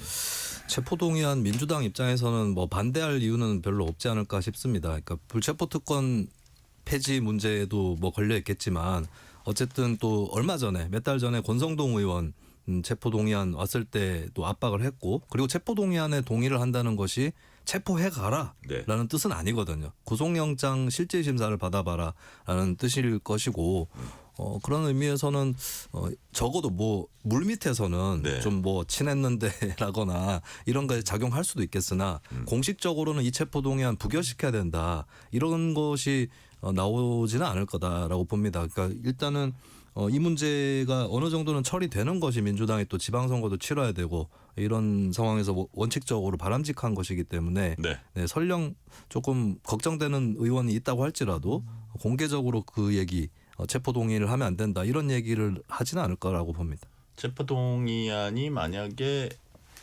가결되지 않고 부결되면 또 민주당 책임론도 나올 수도 있고 해서 그런 것들을 좀 종합적으로 민주당에서 좀 고려를 할 것 같긴 한데 자, 이 부분을 한번 여쭤볼게요. 1억 처음에 줬다가 몇 달 후에 돌려주고 이것까지는 이제 맞는 것 같아요. 그것까지 어떻게 경위 뭐 알았냐 몰랐냐 이런 건 약간 이견이 있지만 자 그러고 나서 돌려줬는데 쪼개기 후원 이거는 김경 전 시의원은 아니 요구해서 줬다. 네. 강선우 의원이 그거 잘못하면 선관위 걸리니까 너무 붙여가지고 하지 말고 조각조각 1억 3천만 원이면요 500만 원 꽉꽉 채워도 26명이 필요합니다. 네. 그 쪼개기 후원. 그러면 뭐 한 300만 원 한 거 있고 그러면 한 30명이 동원됐을 그건데 강선우 의원 요구하지 않았다 1억 3천 뭐 확인한 다음에 반환했다 이런 얘기거든요. 자 어떻게 지금 이 상황은 지금 결론이 어떻게 매듭지어질 거라고 보세요? 김경, 강선우 여기서 이제 끝나는 겁니까? 어떻게 됩니까? 끝나면 안 되죠. 저희가 이제 이 문제 다루기 전에 하나 제가 꼭 짚고 싶은 게 뭐냐면 네. 김병기 전 원내대표 관련해서 경찰 수사 아직도 이루어지지 않고 있습니다. 1억 원 녹취에 대한 음성 파일 누가 녹음했습니까? 김병기 전 원내대표. 이 문제도 얽혀 있지만 본인의 어떻게 보면 구의원들. 공천 장사 예. 그게 다 있습니다. 배우자가 얘기를 했잖아요. 구정 선물로서는 너무나 크고 공천 헌금으로서는 적다 얘기를 했습니다. 동공천의 어떤 스탠다드를 딱 얘기를 하셨는데 지금 저는 이게 역설적으로 네. 경찰이 김경과 강선우 관련해서 저는 영장을 신청했잖아요. 구속시킬 겁니다. 민주당도. 근데 정작 윗선과 그다음에 김현지 실장과 이재명 대통령이 언급이 됐던 김병기 전 원내대표의 이 사건 관련해서는 계속 미뤄지고 있다는 게 본질이거든요. 네네. 그래서 경찰이 제가 볼 때는 일종의 성동격서식으로 하고 있다. 이쪽에 대해서 뭔가 되는 듯 하지만 본질적인 건 김병기 전 원내대표 건이기 때문에 이 부분에 대해서 저희가 굉장히 주목해야 되지 않을까 싶고요. 저는 둘 다 구속될 수밖에 없다고 보고 있고요. 네. 김경 시의원 같은 경우는 이분이 돈을 통해서 정치적 야망을 극대화했기 때문에 그 관련된 분들이 좀 여럿 언급되면서 좀 수사가 확대될 수밖에 없는데 네. 경찰이 제대로 못해서 전 특검이 답이다 이렇게 생각합니다. 자, 명태균, 김영선 전 의원 1심 선고가 나왔습니다. 자, 명태균 씨의 휴대전화 증거은닉 교사 이런 약간 격가지 혐의라 그럴까요? 요것만 유죄되고 핵심적인 혐의 정치자금법 위반 둘 다 무죄가 나왔습니다. 이건 어떤 의미일까요? 김소연 평론가님. 일단 확실한 증거가 없다 이런 취지의 판결로 보이는데 네. 공천 대가로 그 자신의 세비를 거의 절반 잘라가지고 명태균 씨한테 준 거 아니냐. 김영선 전 의원이 받은 혐의였잖아요. 네. 근데 그것은 지역구 사무실에서 일하면서 받은 급여다. 그렇게 볼 수도 있다. 그게 아니라고 단정할 수 없다. 이런 의미로 좀 무죄가 나온 것 같은데 좀 우려되는 측면이 있어요. 이런 식으로 위장을 할 수도 있겠다. 이게 만약에 먹히기 시작하면은 사실은 대가로 받은 돈인데 일한 척하고 받았다거나 혹은 명태균 씨가 사실은 그게 대가로 받은 돈인데 그 별도로 지역구 사무실에서 일하고 한 그 비용은 나중에 또 받기로 했다거나 네. 이런 것들이 있으면 어떡할 것인가. 물론 제가 이게 판결문을 좀 상세하게 들여다보지는 못해서 약간 유보적인 측면도 있긴 하지만은 일단 오늘 판결만 봤을 때는 좀 이게 악용될 수도 있겠다. 그런 소지가 좀 보이는 듯한 그런 사회적 효과 차원에서는 조금 우려되는 판결이었습니다. 네. 김경 대변인 어떻게 평가하세요? 우선 검찰이 항소 포기하시는지 좀 궁금하고 두 번째는 김건희 여사 관련해서 네. 이른바 명태균 씨 관련해서 여론조사 관련해서는 무죄가 나왔습니다. 근데 제가 그때 전 무죄를 확신했거든요. 우리가 볼 때 이겁니다. 여론조사의 그 금액이 한 2억 원 되는데 그거를 받았기 때문에 대가성으로 김영선 전 의원을 공천해줬다가 일종의 특검의 그림이었고 민주당의 그림이었는데요. 아닙니다. 선거를 하면 수많은 사람들이 와서 여론조사를 가져오는데 그게 그만큼의 가치가 있고 당시에 김건희 여사나 윤석열 후보가 그거를 지시하거나 해가지고 만들어진 자료가 아닙니다. 그렇기 때문에 그거를 공천의 대가로서 결부한 게 무리가 있었고요. 또 하나는 어떤 사람이 열심히 하면 예를 들어서 제가 대통령이 됐을 때 대통령이 된 사람 중에서 열심히 한 사람이 있지 않습니까? 나를 위해서가 아니라 정권 교체를 열심히 한 사람들에 대해서 바로 있을 선거에 대해서 이 사람 열심히 했으니까 추천을 하고 싶은 마음이 있습니다. 그거예요. 그래서 김영선이 열심히 했으니까 뭔가 해줬으면 좋겠다. 그 녹취가 있는데 그걸 봤을 때 사람들이 뭔가 이게 짬짬이로 있구나 이겁니다. 그래서 저는 김영선이라는 사람이 4선을 하고요. 2018년부터 경남에 내려가서 도지사도 도전을 하고 또 2020년에 선거도 도전을 했습니다. 나름대로 그때 여성으로서의 전략 공천을 할 수밖에 없는 여러 가지 공감대가 있었는데도 불구하고 무리하게 그 여론조사 어떻게 보면 그 대상이 윤석열 당시 후보와 김건희 여사를 위한 것도 아닌데도 불구하고 억지로 붙였다가 그게 무죄 나오지 않았습니까? 이것도 마찬가지입니다. 그러니까 김건희 여사가 무죄 나온 부분, 그다음에 이게 소위 말해서 공천의 대가로서 돈을 받은 부분이 아니라는 무죄가 서로 같은 결이라고 저는 봅니다. 시간 딱 30초 남았는데 오세훈 시장 판결에도 이게 좀 연관이 있을까요? 그러니까 우선적으로 여론조사를 가지고 해서 뭔가 영향을 주고 정치자금법으로 했다는 거잖아요. 그런데 지금 이 명태균 씨가 했던 여론조사의 어떤 가치가 의미 있게 반영이 되지 않기 때문에 오세훈 시장에 대해서 뭐 유죄를 나오기는 가능성은 저는 제로라고 봅니다. 네, 오늘 말씀은 여기까지 듣겠습니다. 지금까지 김수민 시사평론가, 김기훈 국민의힘 미디어 대변인이었습니다. 오늘 말씀 감사합니다. 고맙습니다. 뉴스레터 K 1부 마치고 2부가 이어집니다.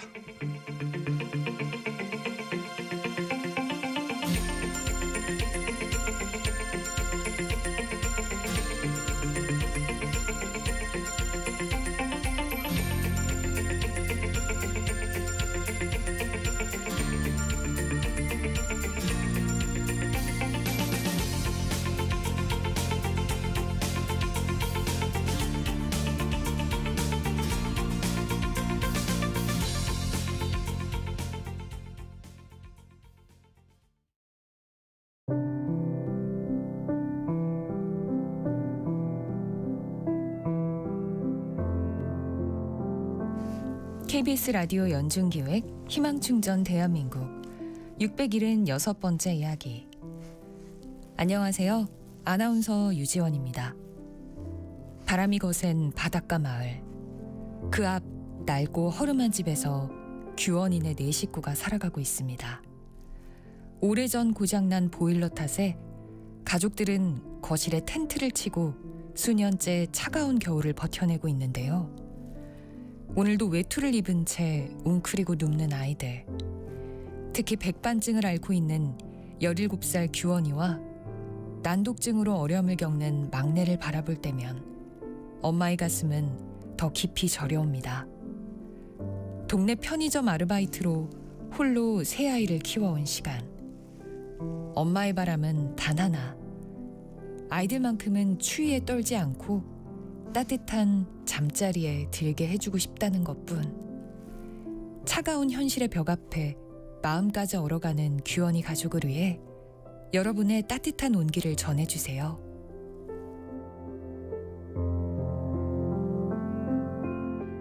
여러분의 따뜻한 손길이 희망의 빛이 됩니다. ARS 060-700-1580 060-700-1580 한 통화 3,000원으로 희망을 선물해주세요. KBS 라디오 연중기획 희망충전 대한민국은 초록우산 어린이재단, 인탑스 주식회사, 그리고 청취자 여러분과 함께합니다. ARS 060-700-1580 한 통화 3,000원입니다.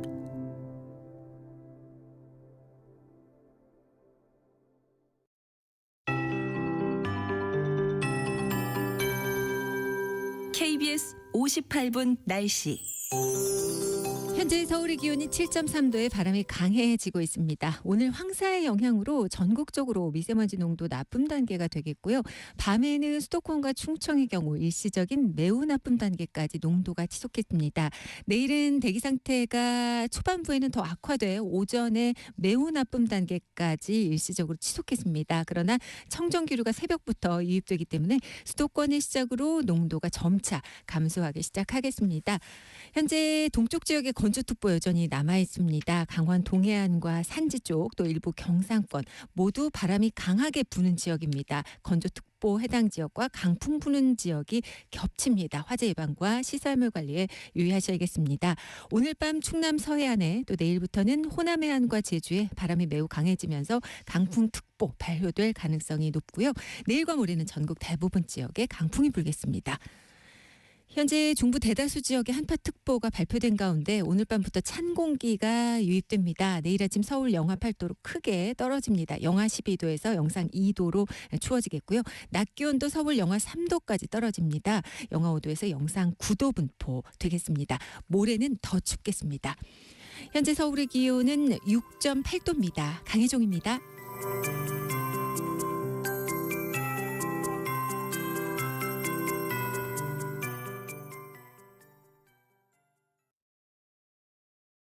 정성을 다하는 국민의 방송 KBS가 6시를 알려드립니다. AM 711kHz, FM 97.3MHz KBS 1라디오입니다. HLKA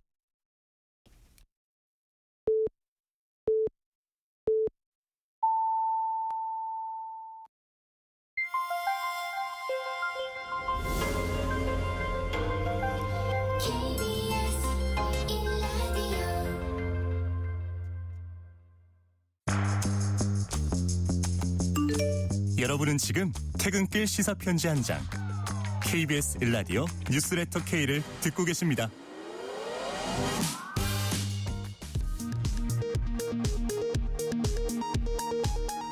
이 시각 라디오 정보센터 뉴스입니다.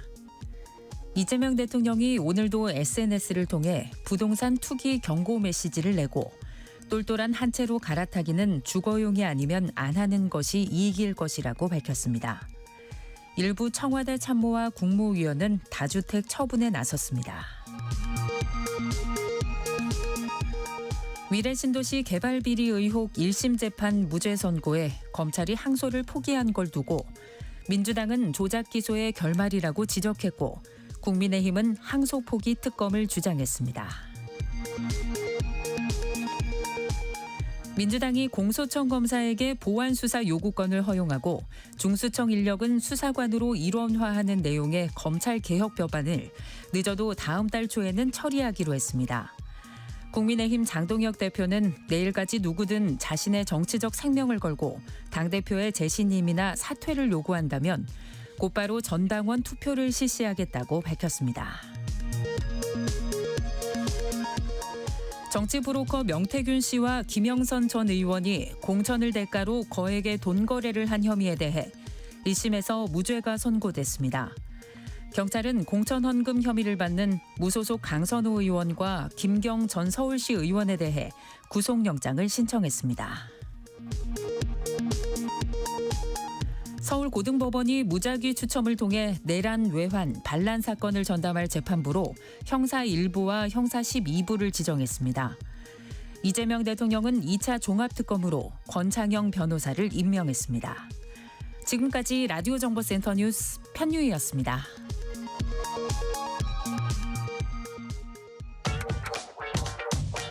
뉴스의 진수를 보여주는 인터뷰. 뉴 진수.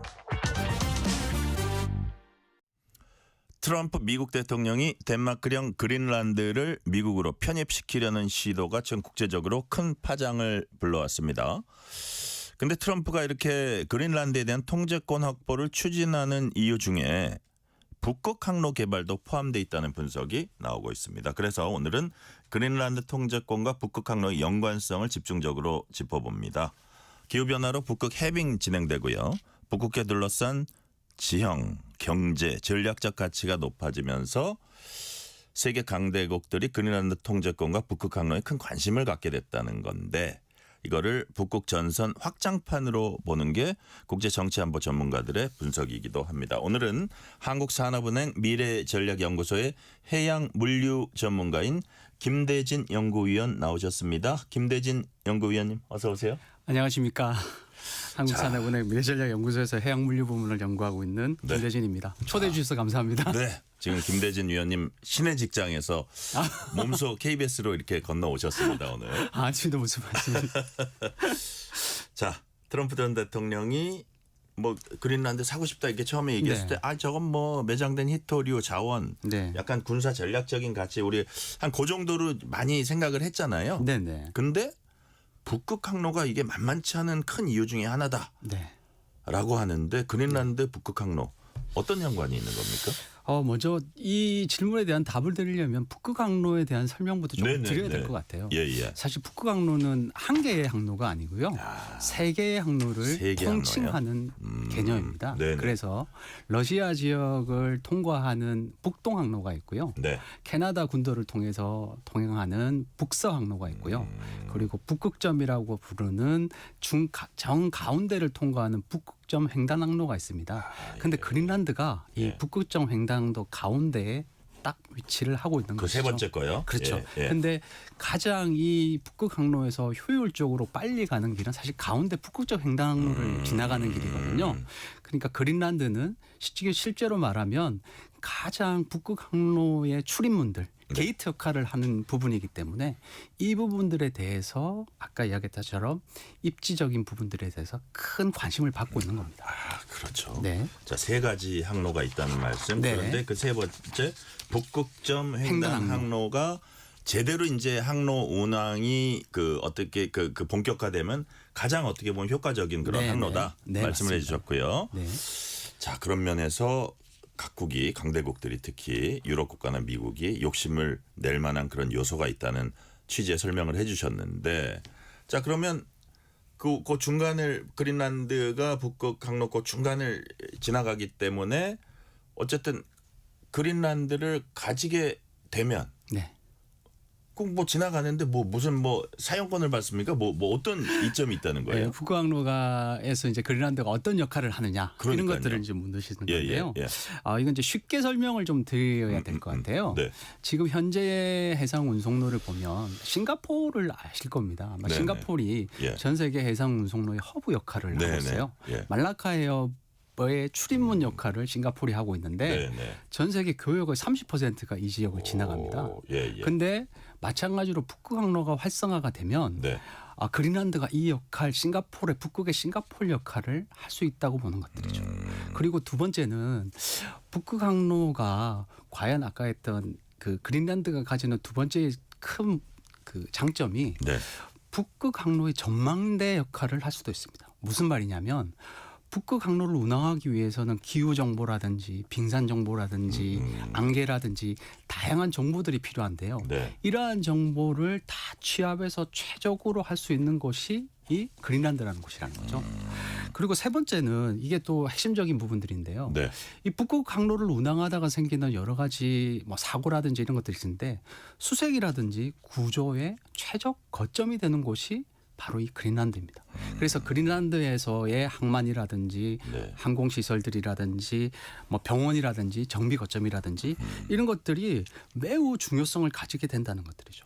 그 예를 들어서 싱가포르가 지금 한 30%를 가져가면 거기를 네. 통과하는 게 북극 항로가 정말 아까 그 세 번째 네. 북극점 횡단 항로 그쪽이 활성화돼 가지고 하면 그쪽에 가던 게 상당 부분 이쪽에 더 경제성 좋게 왔다 갔다 할 수 있다는 얘기 아니에요. 그렇죠. 만약 그죠? 활성화가 돼서 북극점 횡단으로 직접 네. 아까 했던 횡단할 수 있다고 하면 상당 부분 물량을 가져갈 수 훨씬 있는. 빨리 갈 수도 있다는 거죠. 그렇죠. 그게 수치로 나와 있습니까? 네, 뭐 북극항로에 대해서 잠깐 얼마나 과연 그럼 북극항로를 이용했을 때 네. 효율적으로 네네. 아니면 아까 기존 항로보다 얼마나 빨리 갈 수 있을까 이런 네. 문제에 대해서 말씀을 좀 드리면요. 이것도 예를 들어서 말씀을 한번 드려보는 게 좋을 것 같아요. 제가 여기서 유럽으로 화물을 좀 보내고 싶어요. 네. 그러면 부산항에서 화물을 싣고 네. 그 화물을 뭐 남중국해를 통해서 말라카 해협을 통해서 수에즈 운하를 통해서 네덜란드 로테르담에 도착한다고 가정을 해보죠. 네네. 근데 이 거리가 한 2만 킬로 정도 2만 됩니다. 킬로. 예. 그리고 운항 시간은 한 40일 정도가 소요가 됩니다. 근데 똑같은 위치로 네. 부산에서 아까 이야기했던 북극항로를 통해서 네덜란드 로테르담을 가게 되면 네. 보통 13,000킬로 정도면 도착을 하게 되고요. 엄청 차이가 나네요. 한 7,000킬로 정도 차이 나는 거죠. 네. 그리고 운항 시간은 20에서 25일 정도가 소요됩니다. 와, 이거 거의 엄청난 절반 건데. 정도 예. 줄어든다고 볼 수 있는 거죠. 귀에 쏙 들어오네요. 예. 지금 이 설명을 들으니까 그냥 귀에 쏙 들어와요. 네. 예. 자, 위쪽으로 가면 거리도 7,000km나 적고 네. 날짜도 보름이나 빨리 갈 수 있다. 네. 이야, 이거 대단한 차이인데 네. 지금 왜 잘 사용이 안 되고 있는 거예요? 이런 진짜 좋은 장점이 있음에도 불구하고 예. 몇 가지 해결해야 될 장벽들이 있습니다. 어떤 거예요? 첫 번째는 네. 지금 이 북극항로를 운항할 수 있는 기간이 1년 연중 365일을 운항할 수 있는 게 아닙니다. 네네. 즉 하절기인 7월에서 10월까지 한 3개월에서 3, 4개월? 예, 3, 4개월 정도밖에 운항을 못 한다는 거죠. 그러면 선사들 입장에서는 내가 3, 4개월 운항을 하기 위해서 엄청난 투자를 해야 되고 그리고 항로를 바꾸려면 또 투자를 해야 돼요? 예, 쉽게 이야기하면 아니 왜냐하면 뭐 나머지 9개월은 말라카로 가고 하면 그렇게 간단하지 않아요? 그렇게 간단한 것이 아니라 이 북극항로를 운항하는 선박들은 쇄빙이나 내빙 기능이 들어가 있는 선박이어야 합니다. 전혀 다른 선박이군요. 예, 그래서 세빙이나 내빙 등에 들어가는 새로운 선박을 만들어야 되고요. 두 번째는 선사들 입장에서 보면 항로를 운항하는 선사들이 가장 중요한 게 화주하고 이 정시성이라는 겁니다. 즉 내가 화물을 보내면 언제쯤 여기 도착할 건지가 명확해져야 되는데 그런 것들이 이루어지지 않으면 엄청나게 아까 이야기했던 것처럼 문제가 생기겠죠. 그래요. 근데 지금 북극 항로는 사실 20에서 25일이라 그러지만 날씨라든지 기후라든지에 따라서 그 기간이 훨씬 더 길어질 수 있는 리스크가 존재한다는 겁니다. 리스크 불투명성이 존재하는군요. 네. 그리고 세 번째가 지금 앞에서 말씀하셨지만 과연 정말 경제적으로 이게 타당한가? 경제 타당성이 있는 건가? 저희가 이제 쓰는 말로 네. 얼음의 경제학으로 지금 표현을 많이 하는데요. 네. 실제로 북극항로가 7,000km라도 줄고 기간도 20일 이상 줄어드는데 그러면 여기에 어떤 비용이 추가되는 거야? 첫 번째는 선박이 달라져야 됩니다. 즉 쇠빙이나 내빙이 들어가 있는 쇠빙은 이제 얼음을 깨고 가는 거고요. 내빙은 이제 깨져 있는 얼음을 영하의 온도를 견디면서 갈 수 있는 기능인데 이런 기능이 들어가 있는 선박을 아까 했던 건조하거나 갖고 있어야 되고요. 두 번째는 극지 항로를 운항하는 선원들도 일반 선원이 아니라 특별하게 교육을 받거나 훈련이 된 선원들이 탑승을 해야 됩니다. 당연히 급여도 많이 줘야 되겠죠. 그러니까요. 그리고 세 번째는 북극항로를 지나가기 위해서는 그냥 지나갈 수 있는 게 아니라 아까의 북동항로 예를 들면 네네. 러시아 연안을 지나는 북동항로를 지나갈 때 러시아의 승인을 얻어야 되고요. 그다음에 러시아의 외교적인 문제도 있군요. 예, 러시아의 아까 이야기했던 쇠빙선을 이용하는 에스코트 비용이라고 합니다. 쇠빙선을 따라서 가야 되는 에스코트 비용이 있고요. 또 어떤 구간에서는 러시아의 경험 많은 도선사가 탑승해서 그 구간의 선장 역할을 하는 것들도 해야 됩니다.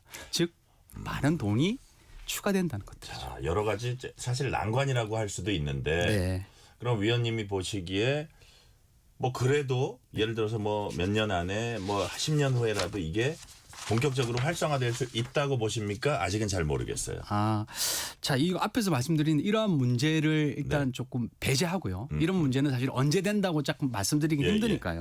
근데 지금 나오고 있는 대다수의 어떤 문헌이라든가 보고서들을 보면 이제 극지 전문가나 기후 전문가들이 이제 예측을 하기에 한 2030년 중반 정도가 되면 지금 하절기에 3, 4개월 정도 운항할 수 있는 이 기간이 좀 더 늘어나서 한 5, 6개월까지 늘어나지 않겠나. 한 반년 정도까지 늘어날 수도 있다. 늘어날 수 있지 않겠나 이렇게 보고 있고요. 하지만 다시 말하면 기후 온난화가 기후 변화가 그렇게 심각하다는 얘기기도 하네요. 네, 굉장히 심각하다는 거죠.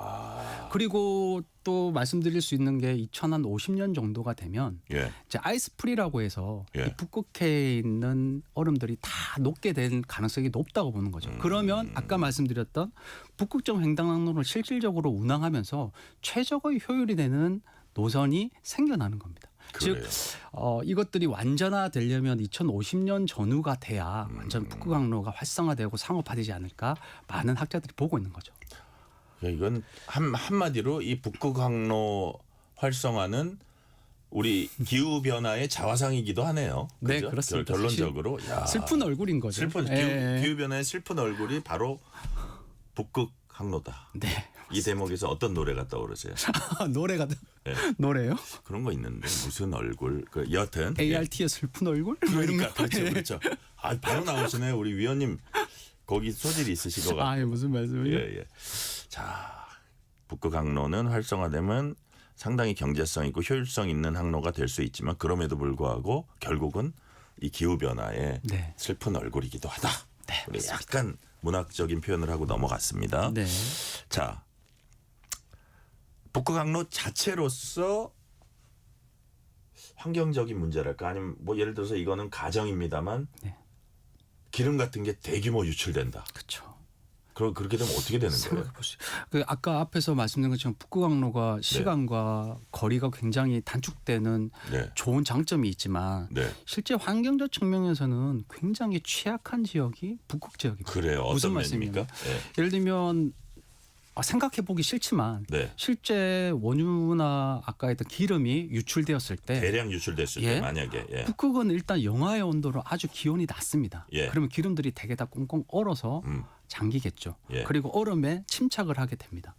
그러면 사실은 대부분 차가운 수온 때문에 기름이 굳어서 이 박테리아에 의한 자연 분해가 거의 일어나지 않게 안 돼요. 네. 예.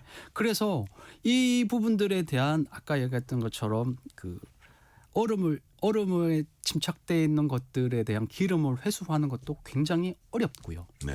두 번째는 선박이 운항하면서 이제 검은 그름이라고 우리 왜 차 뒤에 연료에서 나오는 검은 그름 있지 않습니까? 이런 것들이 사실 얼음에 침착되면 네. 태양빛을 반사하는 것이 아니라 흡수해서 기후 온난화를 더 가속하게 됩니다. 즉 그래요. 기름이 유출되는 매우 순간 안 좋은 기후 온난화가 상황이군요. 더 가속화되는 현상들이 발달을 하게 되는 거죠. 그래서 사실은 예. 이런 부분은 굉장히 끔찍한 부분이기도 하고요. 그래서 세계 해사기구에서는 이 북극권을 지나는 선박들이 저희가 HFO라고 부르는 중류 같은 검은 그림이 나오는 원유 벙커유는 쓰지 못하게 하고요.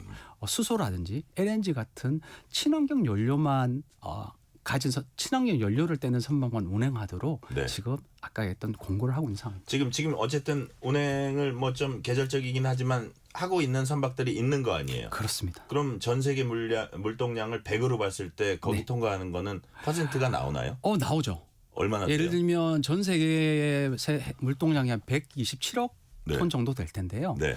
2024년도에 북극항로 물동량이 한 3,800만 톤 정도 됐고 2025년 기준으로 약 한 4천만 톤 정도 예상이 됩니다. 그리고 네. 계산해 보면 한 0.3%, 0.4% 정도를 지금 현재는 북극항로가 담당하고 있다고 보시면 그래요. 맞을 것 같습니다. 그래요. 네. 한 0.5% 미만인데 미만입니다. 예. 어쨌든 지금 우리 김대진 위원님 말씀으로는 그 잠재력은 뭐 크지만, 무한하다. 예, 굉장히 충분하다. 크죠. 예. 굉장히 크다고 이제 말씀하시는 거고요. 영화 타이타닉 보면요. 네. 그 거대한 유람선이 북대서양이었어요. 이거는 네, 맞습니다. 빙산에 충돌해서 결국 침몰했습니다. 네. 북극항로는 훨씬 더 그 위험이 클 것 같은데요. 어떻습니까? 네, 뭐 앵커께서 말씀하셨던 타이타닉 영화를 저도 굉장히 재밌게 봤는데요. 예. 혹시 이게 언제 일어난 사건인지 아십니까? 이게 1900년대 초반인가요? 1912년도에 예. 대성에서 일어난 어우, 사건입니다. 다행이네. 맞았네. 예. 그러면 지금으로부터 100년도 더 전에 일어난 사건인 거죠. 네.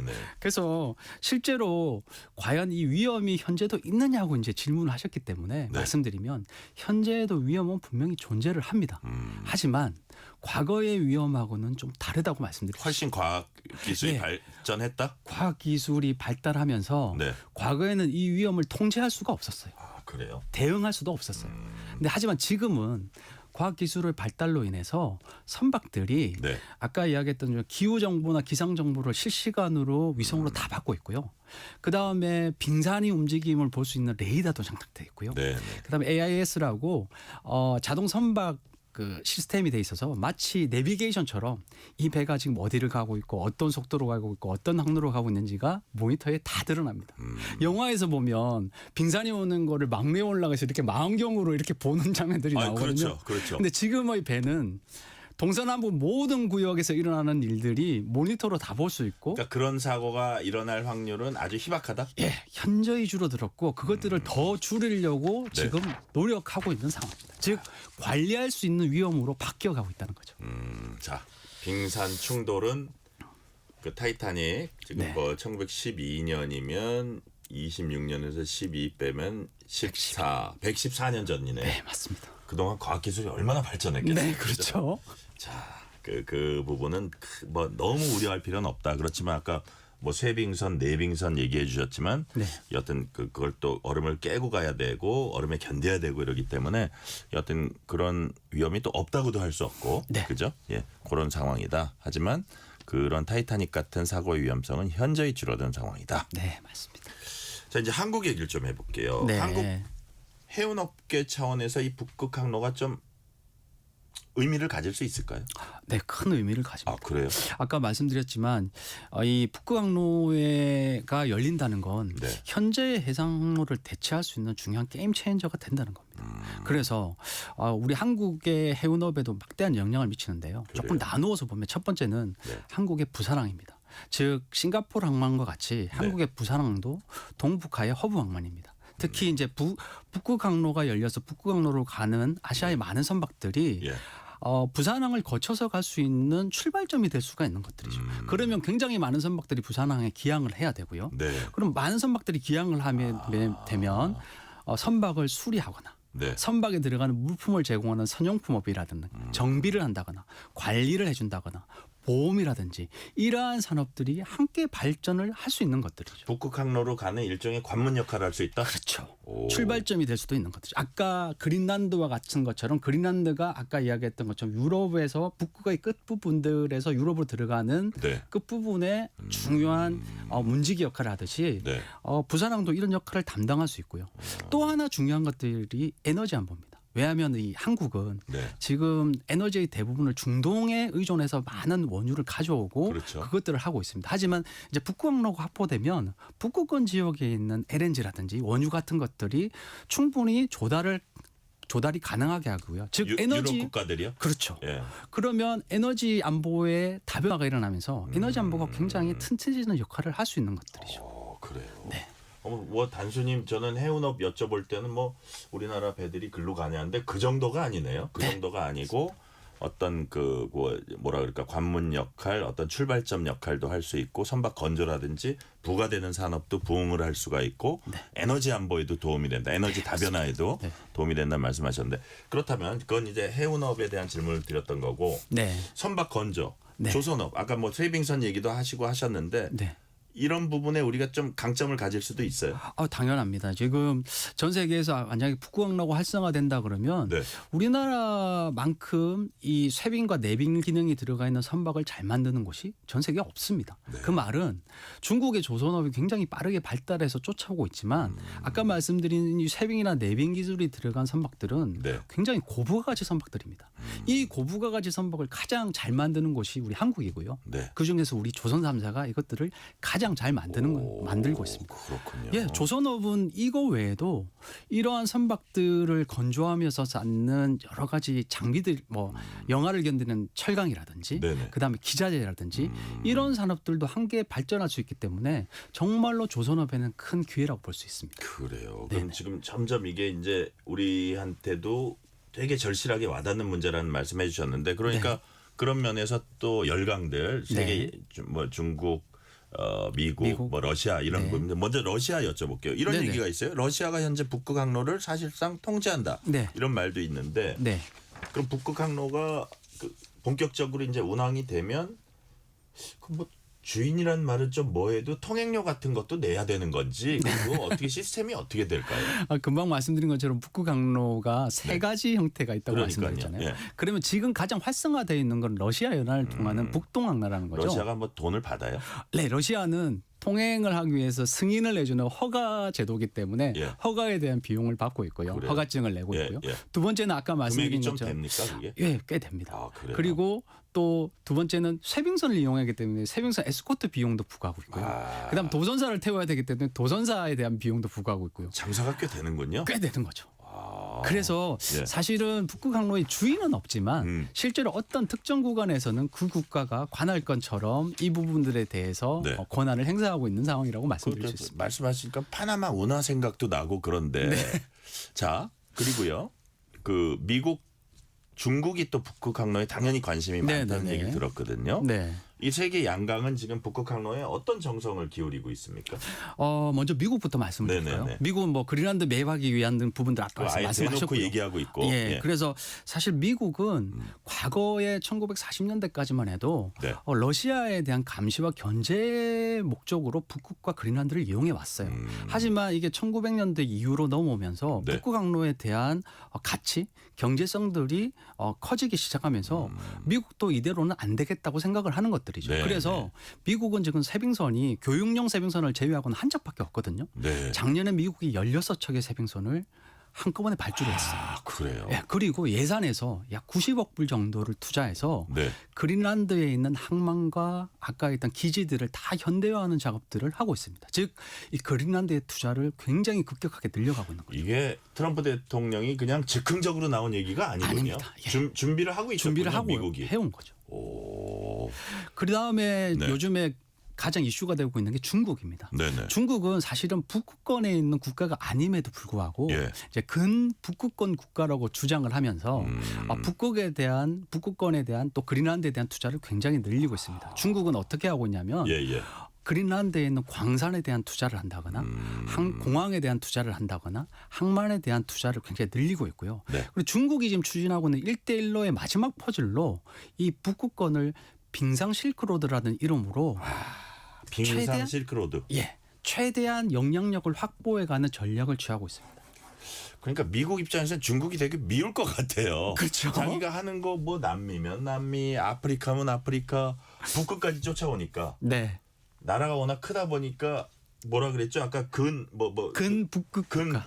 그러니까 북극권에 그렇게 멀지 않은 나라다. 네, 맞습니다. 그렇게 주장합니다. 참 세계 곳곳에서 세계 양강은 지금 부딪힐 수밖에 없는 구조라는 말씀을 해주셨는데, 네.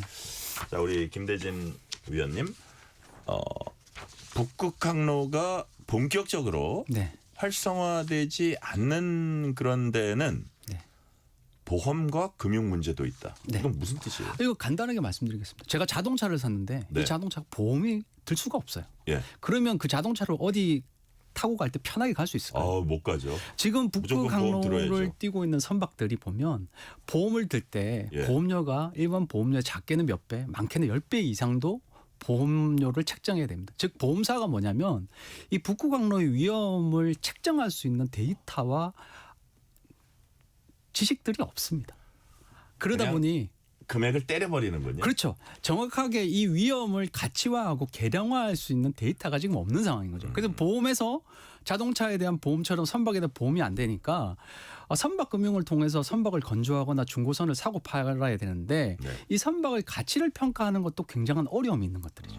그러다 보니까 이제 보험이라든지 금융에서도 굉장히 보수적이고 예. 아까 했던 원칙적인 형태로들만 보험과 금융을 하다 보니까 어려움이 현재는 존재하고 있는 상황이긴 합니다. 그렇군요. 사실 지금 데이터란 얘기해 주셨는데 저도 이제 그쪽에 뭐 자동차 전문가면서 어떤 자동차 보험에 가장 관여하고 있는 어떤 선배가 있는데 네. 자기하고 이제 보험사에서 같이 조인을 해서 일을 하자 그러면서 왜 나한테 그거를 제안했는지 아냐고 물어봐서 왜냐 그랬더니 자기가 데이터를 갖고 있기 때문에. 그렇죠. 근데 마찬가지로 지금 선박에 있어서도 사고라든지 사고 가능성이라든지 이런 데이터가 없으니까 그냥 무지막지하게 그 보험료를 때리는군요. 맞습니다.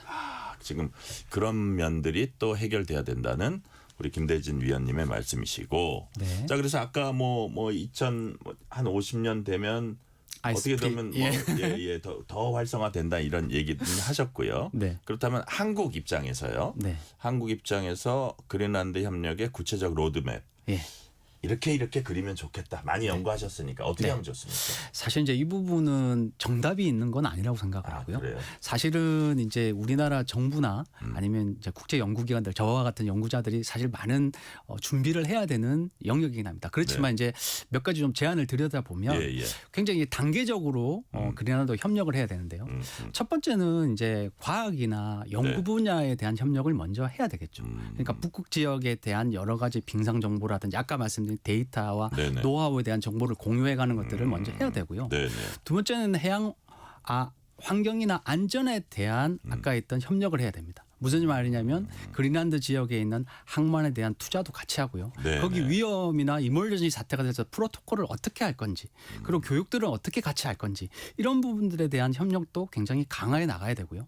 세 번째는 그 두 가지의 협력들을 어느 정도 쌓고 난 다음에 이것들을 산업화하는 단계로 나아가야 된다고 생각합니다. 즉 우리가 갖고 있는 극지 선박에 대한 건조 기술이라든지 기자재라든지 이런 것들을 그린란드와 같이 어떻게 하면 클러스터화해서 함께 할 수 있느냐 하는 형태로 나아가야 될 거라고 생각을 합니다. 그러니까 김대진 연구위원님 말씀은 우리가 그냥 그게 잘 그쪽에 그린란드를 이제 가지려는 미국이나 그쪽에 러시아나 이런 사람들이 그쪽을 잘 구축해 놓으면 우린 지나가는 게 아니고 아예 초기 단계부터 거기에 그 영어로는 인발브라고 하는데 거기에 이제 같이 합류하고 네. 연계돼서 해야 된다 그런 말씀이신가요? 그린란드에 아까 말씀하셨지만 예. 지금 우리가 단순히 거기에 북극항로를 지나가는 것으로는 네. 아까 했던 우리가 큰 아까 이득을 얻기 힘들기 때문에 초기부터 그린란드와 협력을 강화하기 위한 단계적인 전략들을 준비하고 네. 그것들을 이행하는 것이 필요하다고 말씀드릴 수 있습니다. 그래요. 초기부터 같이 연계돼서 이행하고 하는 것이 전략적으로 필요하다는 말씀. 오늘 말씀은 여기까지 듣겠습니다. 지금까지 한국산업은행 미래전략연구소의 김대진 연구위원이었습니다. 오늘 말씀 감사합니다. 감사합니다. 편지 왔습니다. 퇴근길 지친 당신에게 힘이 되는 뉴스를 전해드립니다. 매일 저녁 당신과 함께 읽는 세상 이야기. KBS 1라디오 뉴스레터 K.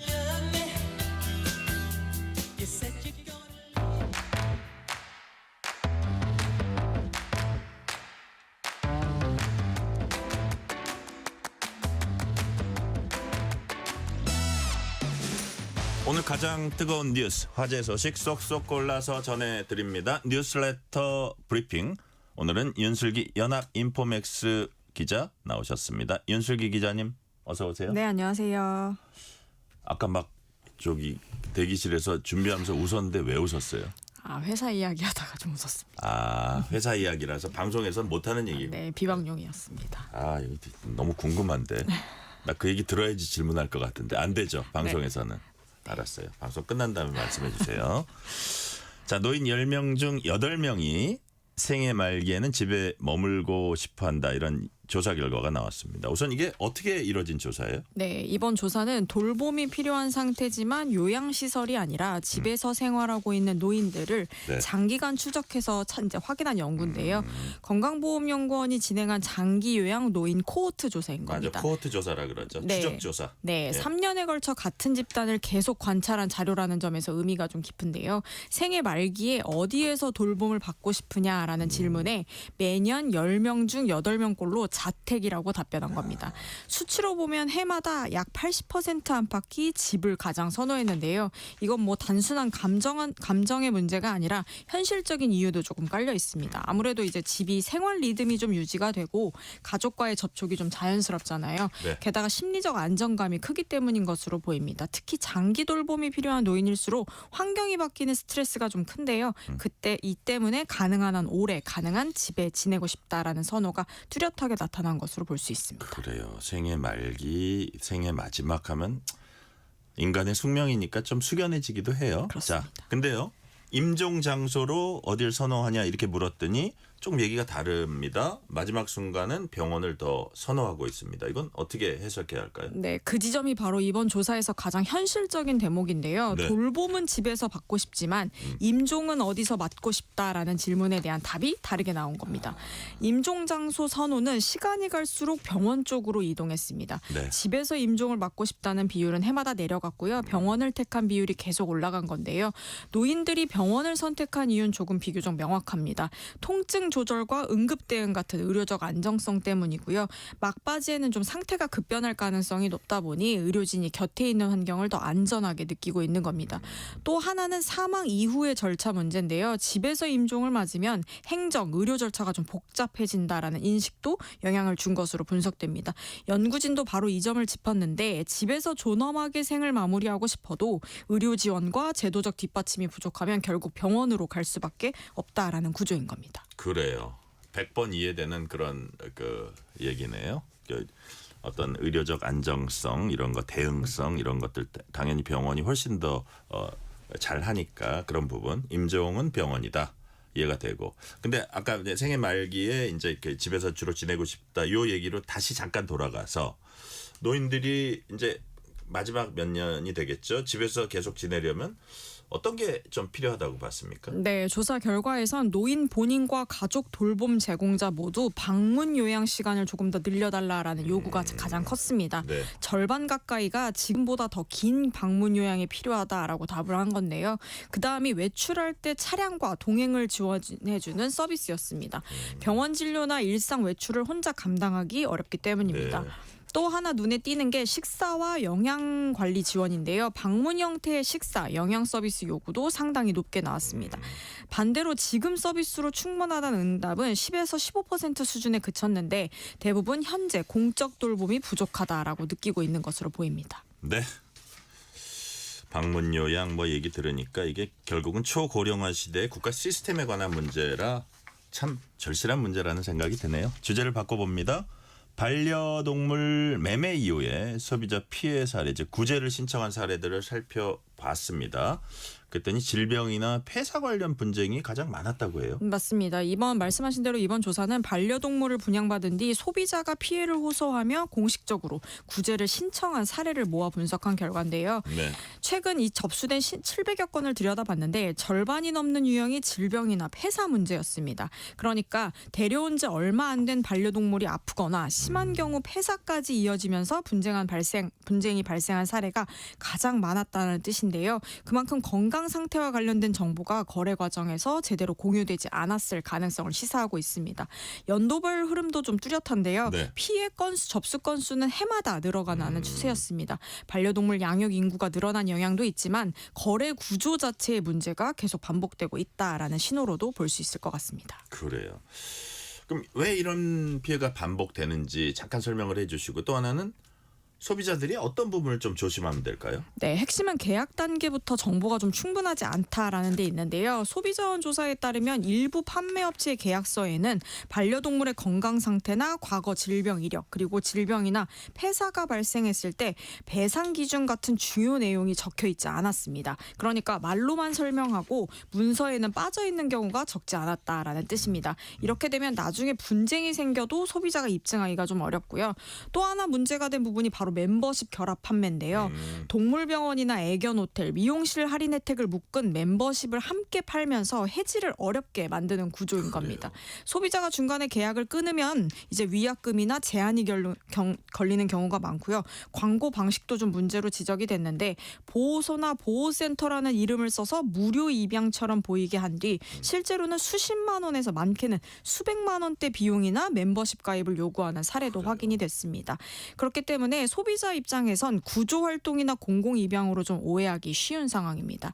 반려동물 분양 시에는 계약서에 건강 정보와 배상 기준이 명확히 적혀 있는지 그리고 멤버십 의무 조건과 해지 조건은 무엇인지까지 확인하시는 게 현실적인 피해 방법이다라고 볼 수 있겠습니다. 그래요. 그 멤버십에 얽혀가지고 그런 식으로 막 수백만 원까지 물어내야 되는 이런 상황은 공정거래위원회가 한번 들여다볼 필요도 있다는 생각도 드는데 또다시 주제를 바꿔봅니다. 마이크로소프트 창립자 빌 게이츠가 성범죄자 제프리 앱스타인과의 관계를 둘러싼 논란에 대해서 공개적으로 후회한다. 이렇게 말했습니다. 자, 지금 어떤 의혹이 또 불거졌나요? 아니요, 이번 발언은 이제 공식 방송 인터뷰에서 좀 직접적인 사과 표현을 한 건데요. 네. 빌 게이츠가 인터뷰에서 제프리 앱스타인과 어울린 모든 시간을 후회한다라고 밝힌 겁니다. 그와 접촉하고 만난 행동 자체에 대해 사과한다라는 표현도 썼는데 논란의 중심에 있는 인물이 바로 말씀하신 대형 범죄 사건의 당사자인 제프리 앱스타인인데요. 이 빌 게이츠는 앱스타인과 여러 차례 만남을 가졌고 식사도 함께했다는 사실은 이미 알려졌는데 최근 추가 문건 공개로 의혹이 다시 커진 겁니다. 특히 혼외 관계, 성병 감염, 배우자에게 이를 숨기려 했다라는 주장까지 더해지면서 논란이 재점화된 상태인데요. 네. 빌 게이츠가 직접 방송 인터뷰에서 다시 입장을 밝힌 건 아무래도 이런 의혹 확산을 차단하려는 성격이 강하다라고 볼 수 있겠습니다. 어떻게 보면 빌 게이츠의 굴욕이라고도 할 수 있는데 그렇다면 게이츠죠. 게이츠 본인은 구체적으로 어떤 걸 또 인정하고 어떤 건 또 부인하고 그랬습니까? 네, 빌 게이츠는 앱스타인을 만난 사실 자체는 인정을 했습니다. 2011년에 처음 만났고 약 3년 동안 여러 차례 식사를 함께 했다라고 밝혔습니다. 다만 그 이상의 의혹에는 선을 그은 건데요. 앱스타인의 카리브해 섬을 방문한 적도 없고 여성들과 관계를 맺은 적도 없다라고 부인했습니다. 자신의 관심은 앱스타인이 부유층 네트워크를 많이 알고 있다라는 점이라고 설명을 한 건데 그로 인해 기부를 이끌어낼 수 있을 것이라 기대했는데 그 판단이 잘못이었다라고 밝히기도 했습니다. 최근 문건에서 제기된 성병 감염과 관련된 이메일 의혹도 전면 부인하기도 했습니다. 근데 전 부인 이제 멀린다 게이츠죠. 여전히 답해야 할 부분이 있다. 이런 말을 하고 있고 이 논란이 잘 가라앉지가 않아요. 네, 논란이 계속되는 이유는 이 개인 해명만으로 끝나지 않는 구조이기 때문인데요. 빌 게이츠의 전 배우자인 멀린다는 공개 인터뷰에서 여전히 설명이 필요한 부분이 남아있다라고 말했습니다. 이게 앱스타인 관련 문건 공개가 과거 결혼 생활에서 매우 고통스러운 기억을 다시 떠올리게 했다라고도 했는데요. 네. 이 사안이 개인 문제가 아니라 사회 전체가 책임과 진실을 마주하는 과정이다라고 표현까지 했습니다. 이 때문에 정치권도 움직이고 있는데 미국 하원의 한 의원이 빌 게이츠를 의회에 소환해야 한다라고 조사해야 한다는 요청까지 내기도 했습니다. 네. 전체 출산율이 바닥을 찍고 반등 조짐을 보인다 이런 분석이 나오고 있습니다. 근데 연령대별로 상승세가 다르죠? 네, 전체 숫자만 보면 출산 흐름이 조금 살아나는 신호처럼 보이긴 하는데 이게 속을 좀 들여다보면 연령대별로 완전히 다른 그림이 나타나고 있는데요. 30대 후반 여성의 출산율이 거의 1년 가까이 계속해서 전년, 작년 같은 달보다 높게 나오고 있습니다. 이게 월별로 끊어보면 11개월 연속 상승 흐름이고요. 평균 수치도 눈에 띄게 올라가서 30대 후반 출산율이 50명대를 넘어섰습니다. 네. 40대 출산율도 마찬가지인데요. 크게 높진 않지만 꾸준히 오르거나 최소한 떨어지지는 않는 흐름을 이어가고 있고요. 반대로 과거 출산의 중심이었던 30대 초반은 상승세가 주춤해졌고요. 상반기엔 괜찮았지만 하반기 들어선 2달 연속 정년 대비 하락세가 보이고 있습니다. 네, 그렇다면 출산 연령대가 이렇게 늦어지는, 이렇게 높아지는 이유 뭘까요? 네, 아무래도 핵심 원인은 결혼 시점이 계속 늦어지고 있다는 점인데요. 여성 평균 초혼 연령이 9년 사이에 1년 반 넘게 올라갔습니다. 그렇게 되면 이제 아무래도 결혼이 늦어지니 첫째 아이를 낳는 시점도 자동으로 뒤로 밀리게 되고요. 예전에 20대 후반이나 30대 초반이 출산의 중심 구간이었다면 지금은 30대 중반 이후로 이동하고 있는 겁니다. 데이처도 이런 흐름을 공식적으로 인정했고요. 출산의 주축이 30대 안에서도 위적 연령으로 올라가고 있다라고 설명하기도 했습니다. 네, 오늘 말씀은 여기까지 듣겠습니다. 지금까지 연합 인포맥스 윤슬기 기자였습니다. 오늘 말씀 감사합니다. 감사합니다.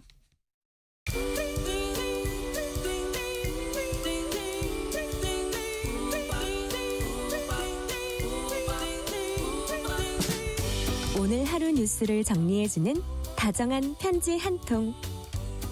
KBS 1라디오 뉴스레터 K.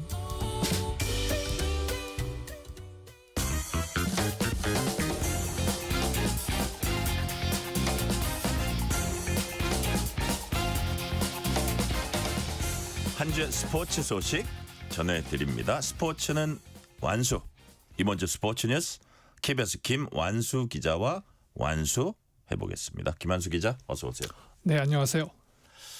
자, 우리 시각 모레 새벽 공식 개막합니다. 밀라노 코르티나 동계올림픽이 컬링 혼성 경기 시작으로 사실상 막을 올렸습니다. 개막식 전에 또 이제 경기가 시작된다는 얘기인데 컬링 혼성이죠. 네. 김선영, 정영석조가 가장 먼저 우리 선수단으로서는 경기를 하는 거죠. 네, 경기를 나갔는데 하필이면 너무 센 팀이랑 붙었는데. 아, 그래요? 그런 너무 센 팀이랑 붙은 상황에서 상상도 못할 해프닝들이 일어났어요. 일단 경기장에 불이 꺼졌습니다. 잠시긴 하지만 뭐 세계 최강 스웨덴의 이제 이사벨라 브라노 또 라무스 브라노, 이제 브라노 남매인데 네. 남매니까 얼마나 호흡이 척척 잘 맞겠어요. 그러니까요. 네, 강자군요. 강자입니다. 예, 예. 네.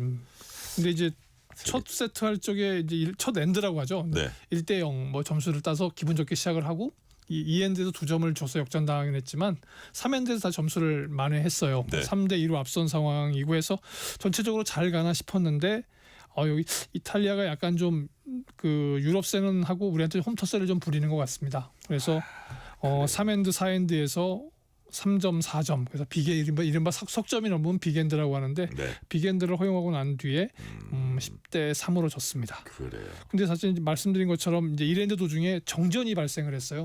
만약에 국제 대회를 우리나라에서 하고 있는데 정전이 발생했으면 지금쯤 엄청난 사실이 됐을 거고 네. 준비 미흡 논란 때문에 아마 당사자들은 굉장히 괴로웠을 겁니다. 그러니까요. 네, 근데 이 경기장이 이제 70년 넘은 경기장을 개보수해서 만들어낸 곳인데요.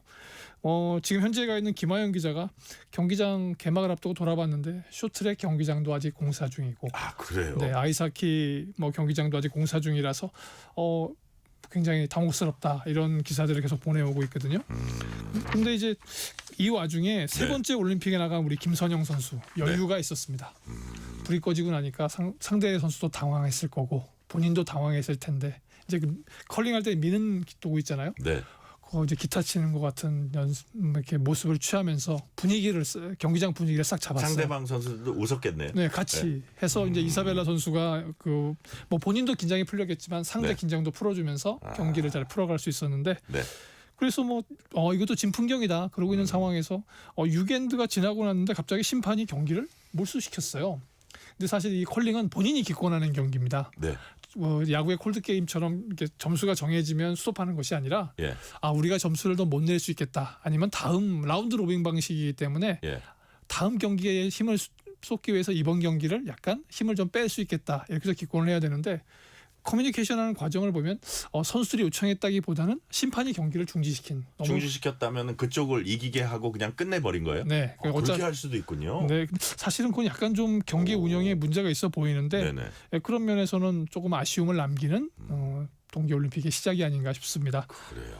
근데 이제 첫 경기를 좀 아쉽게 힘든 게 넘겼는데 김선영, 정영석 조 산 넘어 산인 것 같아요. 다음에는 지난 베이징 동계올림픽 우승팀하고 이탈리아의 스테파니 콘스탄티니하고 아모스 모사네로와 2차전을 가져야 됩니다. 1, 2차전 잘 적응하고 3차전부터 쭉 이기면 경기 9번이거든요.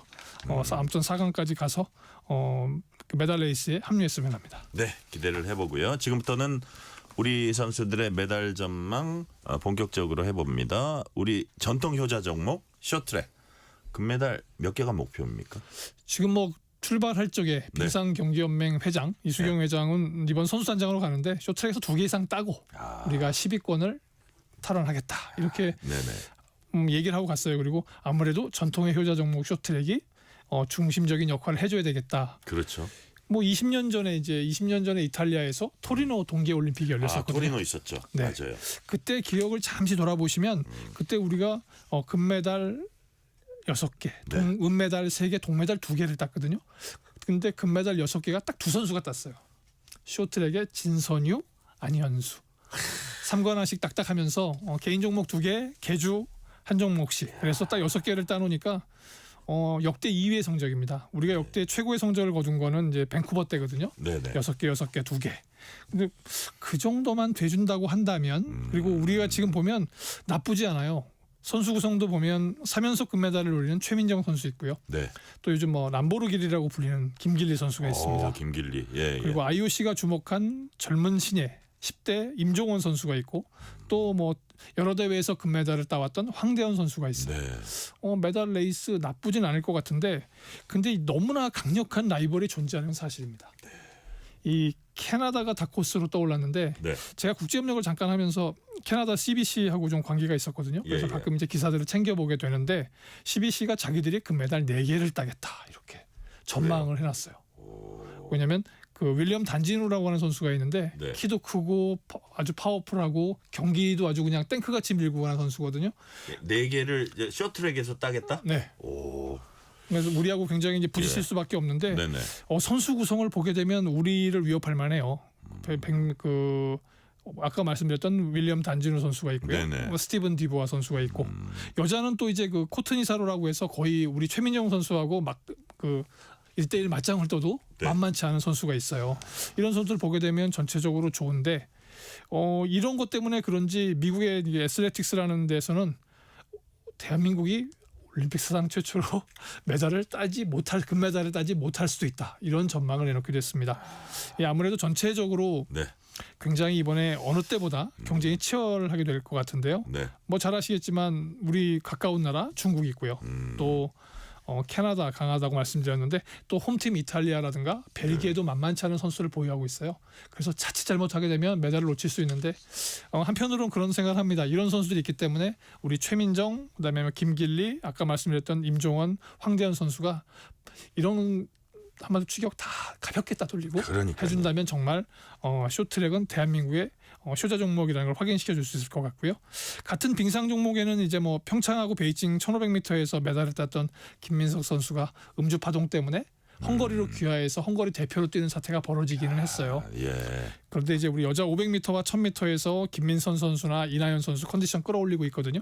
그리고 이제 남녀 매스 스타트에서 정재원, 박지우 선수가 준비를 하고 있기 때문에 빙상에서 쇼트트랙에서 서너 개, 욕심 같아서는. 그리고 우리 저기 스피드 스케이팅에서도 서너 개, 그러면 뭐 색깔은 뭔지 모르겠지만 그래도 5-6개의 메달을 일단 따고 시작하지 않을까 싶습니다. 네.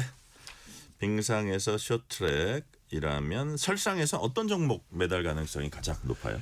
사실 우리나라보다 세계가 주목하는 종목이 스노보드입니다. 그래요. 우리 선수들을 주목하게 되는데 가장 주목하는 선수는 최가원 선수예요. 고등학생인데 미국 선수들도 라이벌로 생각하기 때문에 포브스가 지목한 가장 주목받는 선수 중에 한 명입니다. 그렇군요. 예, 뭐 사실 이번에 그 같은 종목에서 스노보드 하프파이프에서는 우리가 이제 클로이 킴이라고 해서 우리 교포 선수가 2번째 메달을 땄었잖아요. 네. 이번에 3번째 메달에 도전하는데 이 선수의 주니어 기록을 깬 선수가 바로 최가원 선수입니다. 그렇군요. 그러니까 이번에 만약에 올림픽에서 우승하게 된다면 클로이 킴이 가지고 있는 올림픽 기록도 깨게 되거든요.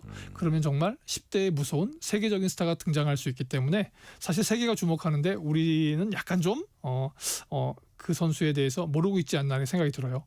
그리고 또 같은 스노우 하프파이브의 그 이채훈 선수, 지난 베이징 동계올림픽 기억해 보시면 최연소 남자 선수가 있었을 겁니다.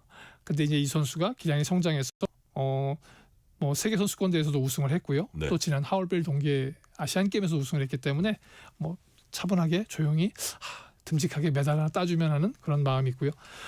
그리고 스노보드 하게 되면 잊을 수 없는 배추머리 이상호 선수가 있습니다. 평창 때 첫 은메달을 따기도 했는데요. 지금 컨디션이 나름대로 괜찮아요. 그래서 월드컵 대회를 치르면서 뭐 간발의 차로 이기기도 하고 간발의 차로 지기도 하는데 이왕이면 그 올림픽 무대에서 간발의 차로 이겨서 금메달을 따주면 더욱더 행복하지 않을까. 그래서 아까 말씀드렸던 그 빙상에선 쇼트트랙, 설상에선 스노우보드가 아무래도 우리 대표단에 한마디로 뭐 길을 불어넣는다고 할까요? 필요할 때마다 메달 하나 탁탁 따주면서 정말 강한 팀 코리아를 보여줄 수 있을 것 같습니다.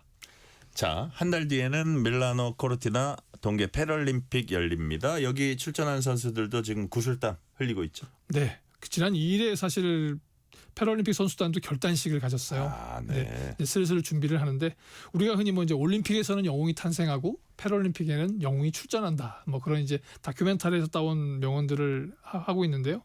우리 선수들을 보게 되면 이번엔 5개 종목에서 한 50여 명의 선수들이 출전을 하게 됩니다. 근데 이제 거기도 진짜 그 영웅이 탄생했던 선수가 있죠. 평창 때 우리 바이애슬론에서 크로스컨트리에서 땄던 신혜연 선수.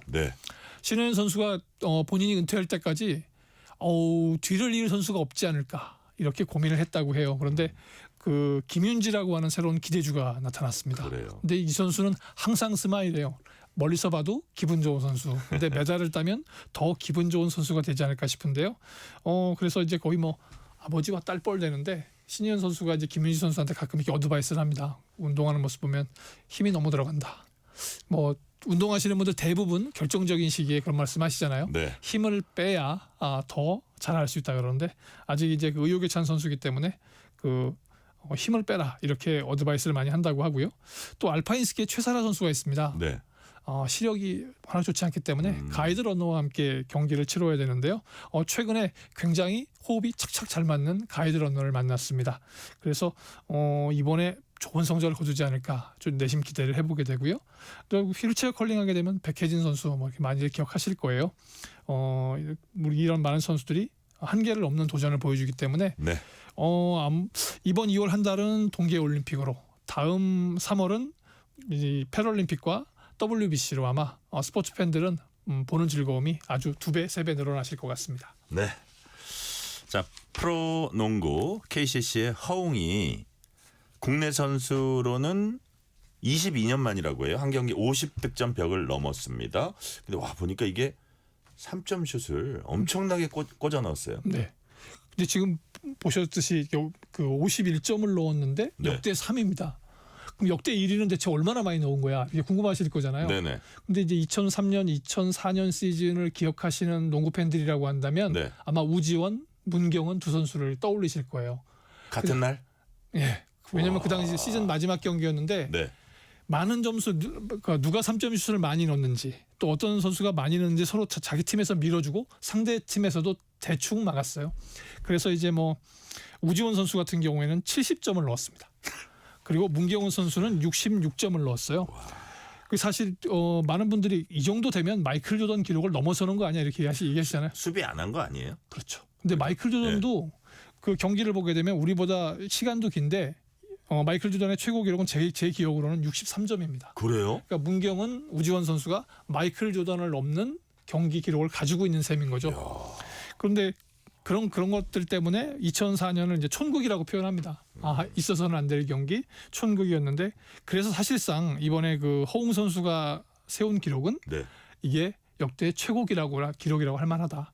왜냐하면 그 SK 상대팀인 SK의 다니엘이라는 선수가 있는데 저번에 한번 말씀드렸을 거예요. 용산고등학교를 졸업한 혼혈인 선수. 파워 워낙 막강하고 이번에 그래서 마주스 감독이 대표팀에 합류시킨 선수. 그러니까 이 선수가 허웅 선수의 슛을 안 주려고 정말 집요하게 막았고 집요하게 타이트하게 했습니다. 그런데 넣었거든요. 그래서 51점이라고 하는 것 그리고 3점 슛 14개를 넣었다고 하는 거는 역대 3위의 기록이지만 역대 최고의 기록이라고 평가할 만하고요. 사실 허웅 선수 같은 경우에는 아버지가 워낙 잘 허재 농구 대통령 농구 대통령을 넘어서지 못하는 게 아니냐. 그런데 이번 것을 계기로 이번 기록을 계기로 이제 아버지를 넘어서서 나도 허웅이야 허재의 아들이 아닌 허웅이라는 선수로 독보적으로 설 수 있는 그런 기회가 되지 않았나 싶었습니다. 조금 아쉬운 것은 이제 대표팀 합류는 좌절됐습니다. 그래요. 마지막 질문 드릴게요. 이번 주말 꼭 챙겨봐야 할 경기 어떤 게 있습니까? 네, 지금 아까 말씀드렸던 밀라노 코르티나 동계올림픽이 열리고 있는데요. 새벽이긴 합니다. 4시에 개막식이 열립니다.